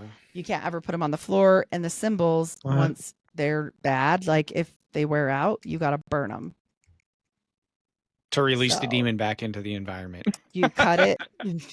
Oh my It's very goodness. witchcraft. Bad, bro. So you cut the symbols out and you burn them. You just cut this little. Elon Musk has a whole wardrobe of this, right? Right? I would assume. He knows more. This is actually a huge deal for Mormons. Just FYI, there's a dress one now. I postulate it's probably because there was some infection issues with women. Ah, Never, ever, ever letting anything breathe ever. right. No It's probably a kidding. bad plan. Yeah, that's just my guess as a nurse, to be honest. Oh, look at that And Freemason handshake right there. that isn't a Freemason handshake. That's a Skull and Bones handshake. Right. Oh, wow. I've done that on So, accident a couple times. Shut up. yeah, This guy. Did I this tickle is the wrist? there Yeah, are so just many stupid. things, yeah, that are wild. And this is the symbol. Let's see. The one that I postulate on the temple that they are, because I looked at them and I'm like, okay, look at these. Hold on. Not that. Here. Oh, wow. Oh, Okay, so one of those is got a seal around it and one of them doesn't. Mhm. They're both pointing down, and one means like to bring it here and one means to send it down. Mm. They're not sending anything up. This isn't good energy, okay? Interesting. And so I wonder, and this is sad if it's true, if the names that are given to the temple, that they are literally locking them here in like a purgatory situation, Right. and sending them down. Or For all keeping our them audio listeners, I do apologize about this episode because you're gonna have to go to It's- YouTube to watch no. this because this This one is is- very. yeah. She's got a whole slideshow going on. Yeah. I and have it to do is- it because it's people will say I lie and they do anyway. But this is the Nauvoo temple, That's and then this interesting. is Wow. the Salt Lake City temple and all of its Wow. symbolism. There are sunstones, moonstones. Okay. There is the I- Big Dipper. Yeah. Wow. I have a theory. I have a theory that these temples are literally built on certain ley lines, spiritual ley lines. And They they are. they harness dark energy as well as their portals for demons. They're always built on the same ley lines, Mm. usually, and I think I can't remember which one. We need to go Let me pray over find these it. temples, bro. Shut them down, bro. It's a situation. And also they know things like when you first get out and you think, and then also look at this, like phallus Phallus circle, symbols. Yeah. phallus circle. It's going into the feminine. Male Anyway, and feminine. Right. Yes, I think that the whole situation with the temple is a lot of ancient mystery Babylon type stuff. And what better way Yep. to hide this and send your son at 18 on a mission? And I think if you're chosen and you're special, that you get to go somewhere else. Now, I can't prove that, but I'm just saying. What if they a take him to like the mystery caves? school. Mystery school for real. Oh, speaking of a Mm. cave, you want a cave? I'll give you a cave.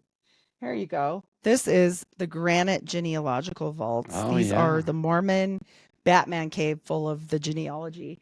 They'll Yeah. tell you we don't own 23andMe. Right. We don't have anything to do with that. Sure. We don't blah blah blah blah. Okay, you don't, but you own FamilySearch.org, which pours into every single one of them, which was set up through IBM, through the Nazi cards.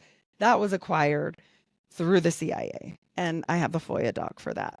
And it's And CIA this- works very closely with these people too as well. It's like, So from here for me, within 40 miles, any which way, I have Hill Air Force Base. I have the NSA, the IRS, the CIA, and the FBI. Oh man. gosh. Wowzer. So, You know what? yeah. I wonder You know what- what's crazy is I wonder if, since there may be a connection with these kinds of groups or religions with, the 3-letter agencies and stuff, I'm almost wondering if they recruit, like if these 3-letter They do. agencies recruit out of these religious groups for like remote viewing or connection with like They- entities or angels that they're, claiming to be, you know what I'm saying? They There probably is a work with the story. Nephilim underground. You need to look at the story. Well, and so the Nephilim. Okay, so look at the door on this sucker. Like, look at the door. Masonic This has a- archways. No, look at the freaking Folks, security, these and they caves have look like armed guards. doomsday vaults or Yeah, real yes. talk. They are. And it's supposedly just full of genealogy. Okay. Sure. Right. Because Not like underground cities or nothing going on. Yeah, no, not at all. And like, where Oh, that kind of is looked it? like the CERN symbol for a minute.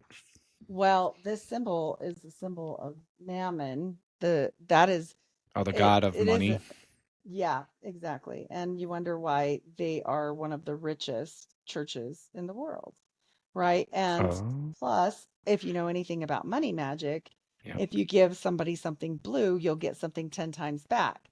Well, they get 10% tithing for every person that they have in the church. So these symbols, this sacred geometry is all over.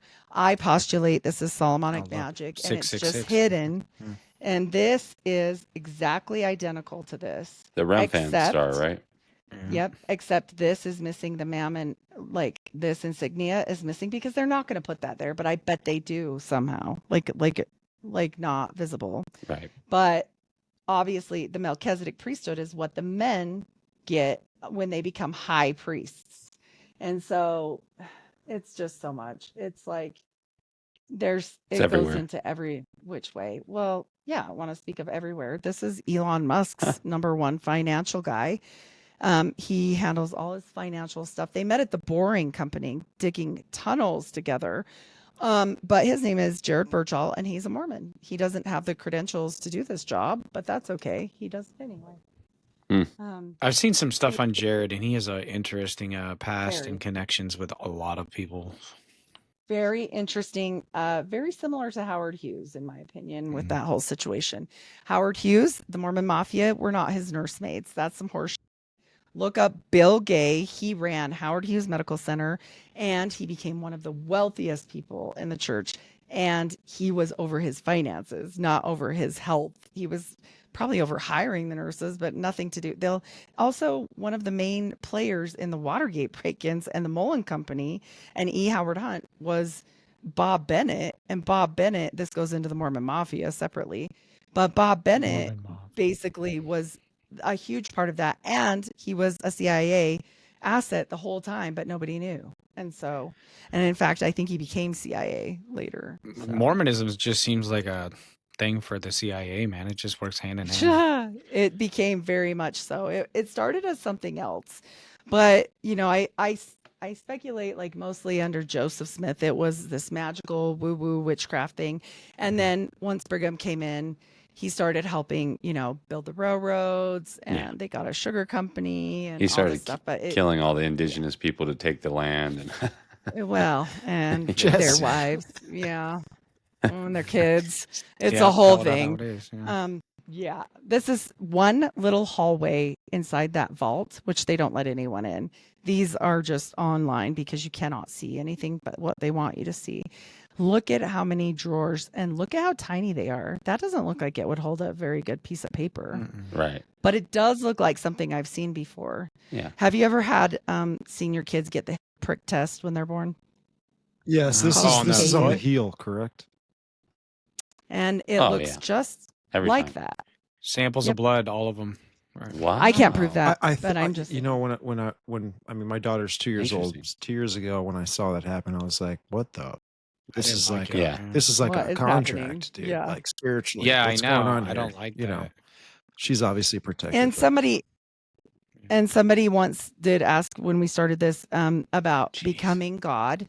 And this is a quote from Joseph Smith. God once was as we are now and is an exalted person and sits enthroned in yonder heavens. That is the great secret. He died right after this sermon. He was letting too many cats out of the bags. Plus he was running for president. And he had gotten really crazy about everybody's wives. I mean, it became a situation. He actually married. Do you know about the William Morgan affair? Do you guys know? I'm going to stop sharing. Do you know about this? That sounds familiar. No. I don't know. So it was the anti-Mason thing. The anti-Mason movement where they came out and they basically, this is like way back when. And anyway, it became a big movement and the guy disappeared. And then Joseph Smith married his wife. So, Oh, jeez, dude. one of the guys fingered in that disappearance was Good Joe from Vermont. Well, Joseph lived in Vermont for a time. And I don't know. You know what? I can't prove anything of that. But I will say this. Anytime you turn around in history, I promise you, if you turn around just one step too many, it's like the Kevin Bacon thing. There's a Mormon there. And they're very important. And it's always money and like all these things. It's just like digging the tunnels with Elon. Like what? They did that underneath Vegas because for Teslas, right?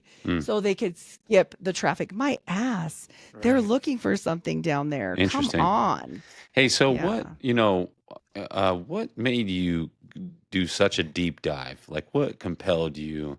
And I understand you've been through a lot in life. Yeah. I understand you've been through a lot. But what compelled you to do such a deep dive? Because you're just you gave me so much today that I've never even heard of, and I consider myself decently researched. I wouldn't say well researched, but what made you go down such a deep dive in all this? Like the rabbit hole, yeah. right? Yeah. I think because two things. Number one, I was trying to break off curses on my family. I mean, we had 6 deaths in 1 year. This 1 year, it was just a lot. Yeah, we were worried. And I just wanted to make it right with God on my own terms, not to say that like God isn't forgiving, and I'm sure he forgave me before I forgave me. But I definitely felt very, very, very moved to speak out, and it is not comfortable. And I knew for a fact that no one would ever believe me, and they still don't. Even with everything I've showed you. Everything I've showed you guys today, Christians will come at me and say, I'm doing this for money because I get paid so much money, right? Like people don't understand how podcasting works. You guys didn't give me anything. Confessionals gave me nothing. Like this isn't about money, you know? Right. So. About getting the truth out there, man. And, a lot of Christians too, like I noticed even in our realm, a lot of Christians tend to hate on a lot of that stuff. And a lot of them are dumbed down to this type of levels of demonic witchcraft stuff going on in our society.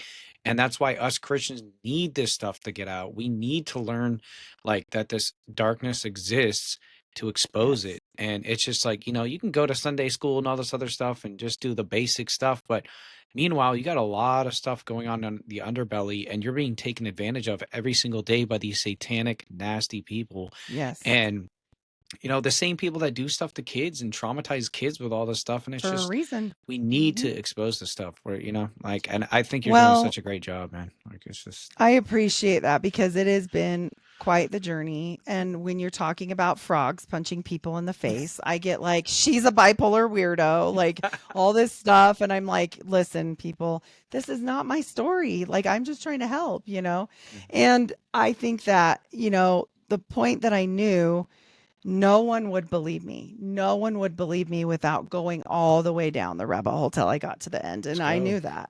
well, Yeah, so I felt like, and even since then, this slideshow is one of about 10. right. And I have one on like, the church holdings with Bill Gates Mhm. and just all kinds of stuff. Oh, The yeah, it's a Mormon real one. Mafia, yep, all this stuff. And I mean, the church has been flexing. The problem with the New World Order backing Mhm. from the LDS churches, they are 100% backing that. And they just built the temple that I showed you. They're redoing it. And they took out something that was really important to the LDS people, which was the fountain of living waters. And they took that out to make room for a very UN looking flag display. And it looks like a keyhole now, just like the Vatican. Solomon It looks Keys. identical to the Vatican. And the Vatican allowed the Mormon church for the first time to build right down the street from the Vatican. And that happened in 2018. And it was very quiet. Nobody did a big hoorah about this temple being right down the street. Sounds like they And work then together. Yeah. and then they built bought Westminster Abbey, just barely. So that's weird. That's all weird. And why would they do that if they're not working together? It's like a flex. And the thing is that the church always states, the LDS church states, and this one is a good one, this keystone of Mormonism. This is a good one. They talk about how they have the true masonry and that they have the missing keys. I think they do have something. I think two things. I think Joseph Smith was shown something really important when he channeled. And I will tell you, Aleister Crowley hated religion. Aleister Crowley was just absurdly awful about religion. But Aleister Crowley talked about Joseph Smith and how he looked up to him as a moon child and that he was like really just enamored with him. I think it's because he hated God. Oh, absolutely. I think I that's think where it all I starts. I think he I think like recognizes like. I think he saw the magician that Joseph was. Wow. This And I moon think children he was saw talked about that. a lot too. I've noticed that. Like, Yeah. even in Led Zeppelin, and who actually like Yes. Robert Plant was super into Aleister Crowley Yeah. too. Right. Yeah. There's a lot of symbolism Yep. revolving around this key stuff, and you've brought it to my Solomon attention a little keys. bit more, and it's made me remember a few things that have taken place in the past couple of weeks. But Elon Musk was recently in the Oval Office with Trump. Trump gave him basically like the key to the White House, like it symbolizes that. And this was the same day he had the black eye. So Oh, Black Eye and Club. plus, like I with don't the know. with the Olympics taking place in the United States, in order to get the trophy to mold into its show position, you need a key to like open it. So I don't know, who knows with all Well, that, but I'll tell you, not only is the Vatican shaped like a keyhole, not only is the Salt Lake City temple now shaped like a keyhole, the Onassis Foundation is shaped like a keyhole. If you look at their old one, if you look and listen to the Casey papers and you look and listen about, and I think all of this goes back to, Atlantis, and Hughes was doing that whole exploration with the Azores and the Azorian project. And I think he who has the king gets the keys. And they had Howard Hughes. Not only did they have him, they had infiltrated him on so many levels. Like it was really ridiculous. I mean, the people that he had around him. So these keys, I've read about Solomon magic and stuff like that. I know there's lesser keys and there's higher keys and stuff, but isn't there like a total of 7 or something, or a certain There's amount? 72. You're talking about the keys of Solomon, which is Yeah. like the actual names of demons. And Right. I actually have a really awesome, I did it with Robbie Marks, a whole series coming out about the Solomon stuff. So it'll What are be these out keys? What are they? What are pretty they soon. open? Are they opening like portals? Or are they opening names of like, This is to demons. call down. Those are names Just- of demons and okay. to control them. And you said there's So, 72. and how do you control them? You control them Sigils. by knowing their name. Knowing And their what do name. they give you in the temple? When you go through the temple, they give you a new name and they put it in their books. And everybody that went through the temple, you think this is super special just for you. Like everybody gets their own. No. Everybody that went through the temple on Friday the 13th got the same name. Like, so if they want to control the Goyim, they have your name and they have your magical name. And if you know anything about magic, Crowley talks about magical names, all this stuff means something. And, people can say it's woo woo and no, it doesn't. Well, you can think that. Do they have people who, unbeknowing, like have their name? Like, do they have our names somewhere in this freaking So church? you would only get your name when you go through the veil. So Okay. I got my name and it holds no power. It's Abigail. And I speak that name all the time because I do not want them having power over me. It has no power if it's known. And so my name is to bring me through the veil at death. My husband got his name. I do not know his name. He never told me his name because God calls him through the veil, but he, with his priesthood, calls me. So he knows mine. Okay, well, yeah, we're just gonna cut that off in Jesus' name. No, I don't care. Yeah, It doesn't have power over me yeah, now because I've exactly. spoke it. Hmm. Oh, that's And so fine. that's why I speak it, because I don't want it to have power over me. But they know all this stuff. Like I postulate at the top echelon of the church. They are a magical order. I cannot prove this. Look, they've got the quorum of the 70. They've got, the president of the church and his first and second counselors. And then they've got a secret council, the council of the 50. And if you know anything about these numbers, I'm sure you're dinging all over down there, Stephen. Like these are important numbers when you're going through all of this, and also the 12 apostles. 12. And so, Yeah, yes. it's a huge Yep. thing. And so, and also their Jesus was created not by the Holy Ghost, not, Jesus here in our story, we know that it was just like a divine thing. The baby was created, right? Mhm. But in their story, and you can look this up, it literally says Mary was impregnated just like any other woman with powers and passions. And so, And that's why the Catholic Church looks up to her as a mother Yeah, goddess. there's a lot of worship. Gnosticism Yep. mixed into it too. so Yeah. at the top of this, since you go into that level, I will say this. There's also goddess worship inadvertently, which is so well hidden by the patriarchy Yeah. that holds down the women in the Mormon church. They used to have power to do like priesthood blessings and all kinds of stuff. And that was one of my great ancestors. She had the best track record of the most answered like prayers with anointed oil blessings. Well, they took it away from women. And so now only a man can do it because they can only hold the priesthood. Well, that's fine. And it seems like the women are oppressed, and they continue to encourage us to have as many babies as we can because the spirit children are up there waiting to come down here. And even if you don't have enough money or anything, they encourage you to do this. But And doesn't the so church help with raising the kids, though? You think sometimes they'll give you food, but not Yikes! no. Like talk about bank account like on Yeah, negative. right. Like that's Right. They don't really, I mean, Golly. they're just like, bring down the spirits because they're waiting. But at the top level, we know that this magic, like feminine energy, like when you're having a baby, when you're pregnant, sex magic, all these things are really important. And the last blessing you ever received. Now, I've told you about getting married in the temple, and I've told you about that's called being sealed.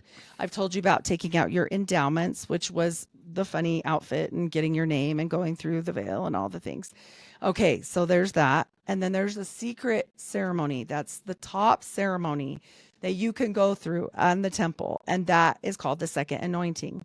And the second anointing is reserved for the most elect, because if you get the second anointing, you can do whatever you want on earth, and your place is made sure in heaven. It doesn't matter if you rape or pillage or plunder. It doesn't matter. The only thing that does matter is if you spill innocent blood. You can kill someone as long as they're guilty, but you cannot kill innocent children, which is why in the movie that everybody has just seen Primeval. They hired the Native Americans to kill the children that were over 8 years old, and they didn't kill the children that were under. I didn't see this movie. What is this? So it's a big show I heard out about it. called Primeval, and you can watch it. It's pretty good, but the love story is not real, and there's some historical stuff that's not real. But they did a fair job about this massacre that happened that was semi-sanctioned. I mean, they say it wasn't by Brigham Young to That's take right. it's the Baker Fancher party, and it was because they knew they were coming through with a lot of money. Okay, this is the and Brigham Young stuff. story. Yes. Okay, Yeah. I heard a little bit about And this. so basically what I'm saying is they will go to heaven no matter what unless they kill someone that was innocent.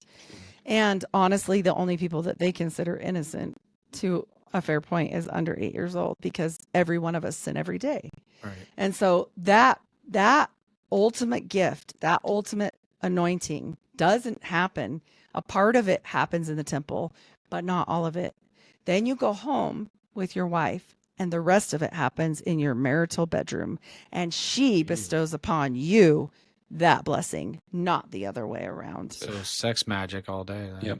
And why would a woman be able to do that when she is held down and told, you can't even give a blessing like my 12-year-old son can, because he has the priesthood.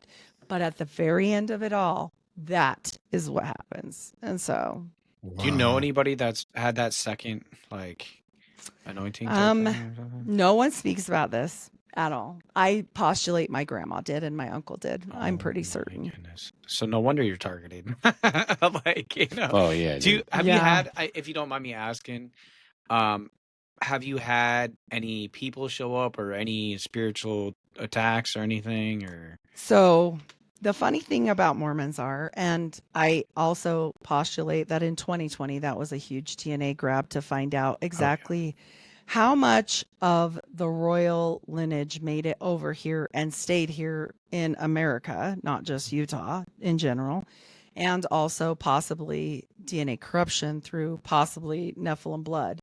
And I talk a lot about this with like cabbage babies and stuff. And I know it sounds ridiculous, but like it's real take in a New York listen. too. Yeah. They restarted everything going on. So I come from a lineage, which even right now, as we speak, and this got made fun of super bad on confessionals. They misunderstood it and it was a clip. So I get it. But my 10th great grandpa today is the King of England right now. Oh, whoa. And my family line are the Orleans, Medicis, all this stuff that was weird. I didn't even know about it until I got on the Mormon website, because I was like, screw it. They already got my DNA. I'll get on there. And when I went through that, I noticed all this and it was weird, but I knew I was Pioneer heritage and whatever. There's that whole story about the hiding of Marie Antoinette's son. You know what I'm talking about? And also there's a story of possibly a bastard child of one of the kings and through the Talbot line. I'm sure there's plenty of And- bastard childs. Right. But these two are like super well known. I know that my neighbors know all about my stuff. They don't talk to me. They're weird with me, but I'm sure they told the church is what I'm saying. Yeah. No one's ever bothered me. And to this day, I've never been excommunicated. I do not have a blemish on my church record. And I just assumed that they would excommunicate me, but they didn't. So Do you still now go to I'm church? going- No, Yeah, no. I figured Okay. you did. No, no. Could you go I'm back way- though? I- Could you go back? a few I minutes? could. Yeah, tomorrow. Yeah. Yo. And I That's could, I crazy. just assumed I would be excommunicated, and it's an easier process because then they kick you out and you don't have to go through and have your name removed, because then you have to go through and do an affidavit and all this stuff. And so I was like, okay, I'm just going to wait till they kick me out. They never kicked What if you me go out. back and then kind of expose them through going back and gathering info? I don't know that they would care. I don't know that they would care because At of my this point in bloodline. history, I don't. Well, think they yeah, I care, mean, and 'cause plus we're so they've done close. so much damage control at this point. The new Yeah. generations coming in would just kind of push it away as pseudo at some point. Yeah, but they should have excommunicated me, honestly, by now. And so now, like I said, I guess I'm going to have to do it myself, which is so weird. I just assumed, but it's been years, you Mhm. know, That's and crazy. I've already been rebaptized. So, For me, I have nothing to do with them, nor do I want anything to do with them. But like on their records, I need to get that taken care of. People always come at me and say, you must have been excommunicated or you must have done some bad thing. I'm like, to this day, I'm not. But, I'm going to take care of that, I guess, because I guess they're never going to do it. Wow. So crazy stuff. Holy smokes. What an it's episode. weird. Dude. Yeah. My mom is going to Absolute love this one. awesome. Mom, this one's for you, Mom. Yeah, there you Wow. go. There we go. It's for the moms. Yep. Yes. Plus the millions of other people that listen to our show. Anyways, Millions. but wow, Heidi, holy smokes. Your life is a Yeah. roller coaster. You've been through a lot. You've shared a lot with us with your testimony and you've shared a lot of knowledge too. And I really appreciate that because I'm going to go and do some studies on the side here and try and look up some of this stuff. And because there's always little other connections that other minds kind of Sure. different conclusions, and it's fascinating. I love that us podcasters in the community that we share the knowledge that we know with each other. It's important. We're trying to get a message out there. Especially with Christ, right? Especially with Christ. Like this stuff to me, this needs to be out there for people. And also anybody that saw me on confessionals, if you didn't get a chance to see some of this stuff, I hope you really pay attention and go back and watch, because it's not everything that was on there for their paid stuff, but this helps with some of the stuff that was missed is what I'm saying. So I'm glad that we were able to do this because I want it to be out there for people, Absolutely. to It help deserves them. it, So right? It's justice in some way. Yeah. it's Christ You too. know? It's like, I just want people to find the real Christ, because also Joseph Smith said he was the child of Mary Magdalene and that he had another wife named Mary with Martha and all this crazy stuff. But like they scrub that and I just don't want anybody to be led astray to the point where you're not saved, right? Yeah. Like it's not a church.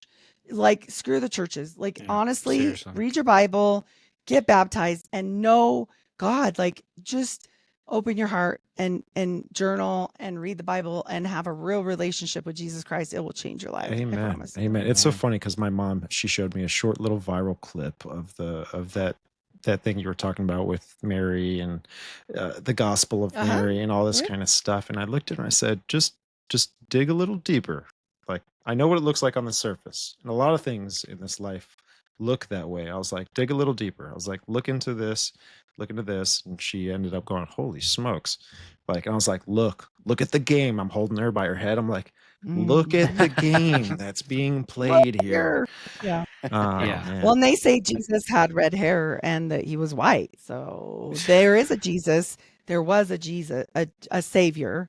Okay, there's been others, right? Just like there's been other Satans, and none that were Jesus Christ, none that were sent from God, right? Like, but they claim were, and there is a story of a redheaded, Jesus. So Orange hair sounds like he was a Nephilim, bro.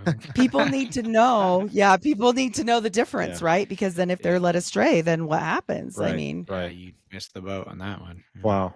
yeah. Well, Heidi, thank you so much for coming on and sharing your time with us tonight course. and so much more.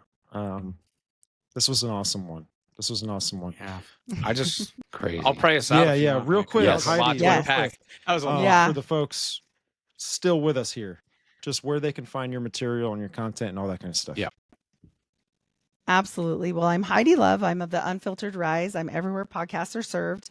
I do have my own website, unfilteredrisepodcast.com. And I do have a Patreon, and I keep it low at $5 a month. And I give you 2 extra shows a month just because I'd want it to be value Awesome. for value. So Awesome. And those links will be down below in the description. Thank you.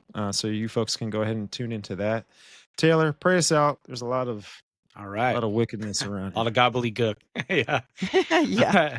Father God, I plead the blood of Jesus Christ over all of our viewers and over us on this podcast, and our families. I just pray that you cut off any demonic strongholds, any witchcraft, vexes, hexes, anything of the enemy.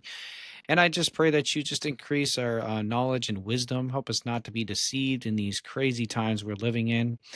And I just pray that you touch us with your Holy Spirit, Father God, and continue to encourage us and expose this darkness in this world, Father God. And in Jesus Christ, I pray. Amen. In Jesus Christ's name, amen. Amen. Amen. Thank Folks, if you. you want to go support her show, Tune into the links down below in the description. If you also want to show support for us, you can hit that subscribe button, like the show, share it with your friends, drop a comment down below about the things we got into, or if there's anything that we didn't mention. And if you want to support us on the audio side of things, you can also follow us on Spreaker, Apple Podcasts, and Spotify. While you're there, we kindly we love 5-star reviews, so we wouldn't mind a 5-star review. And we're obviously going to work on other things with our audio platform that we brought up in previous shows. But folks, we thank you, we love you. We're going to see you next time. See you.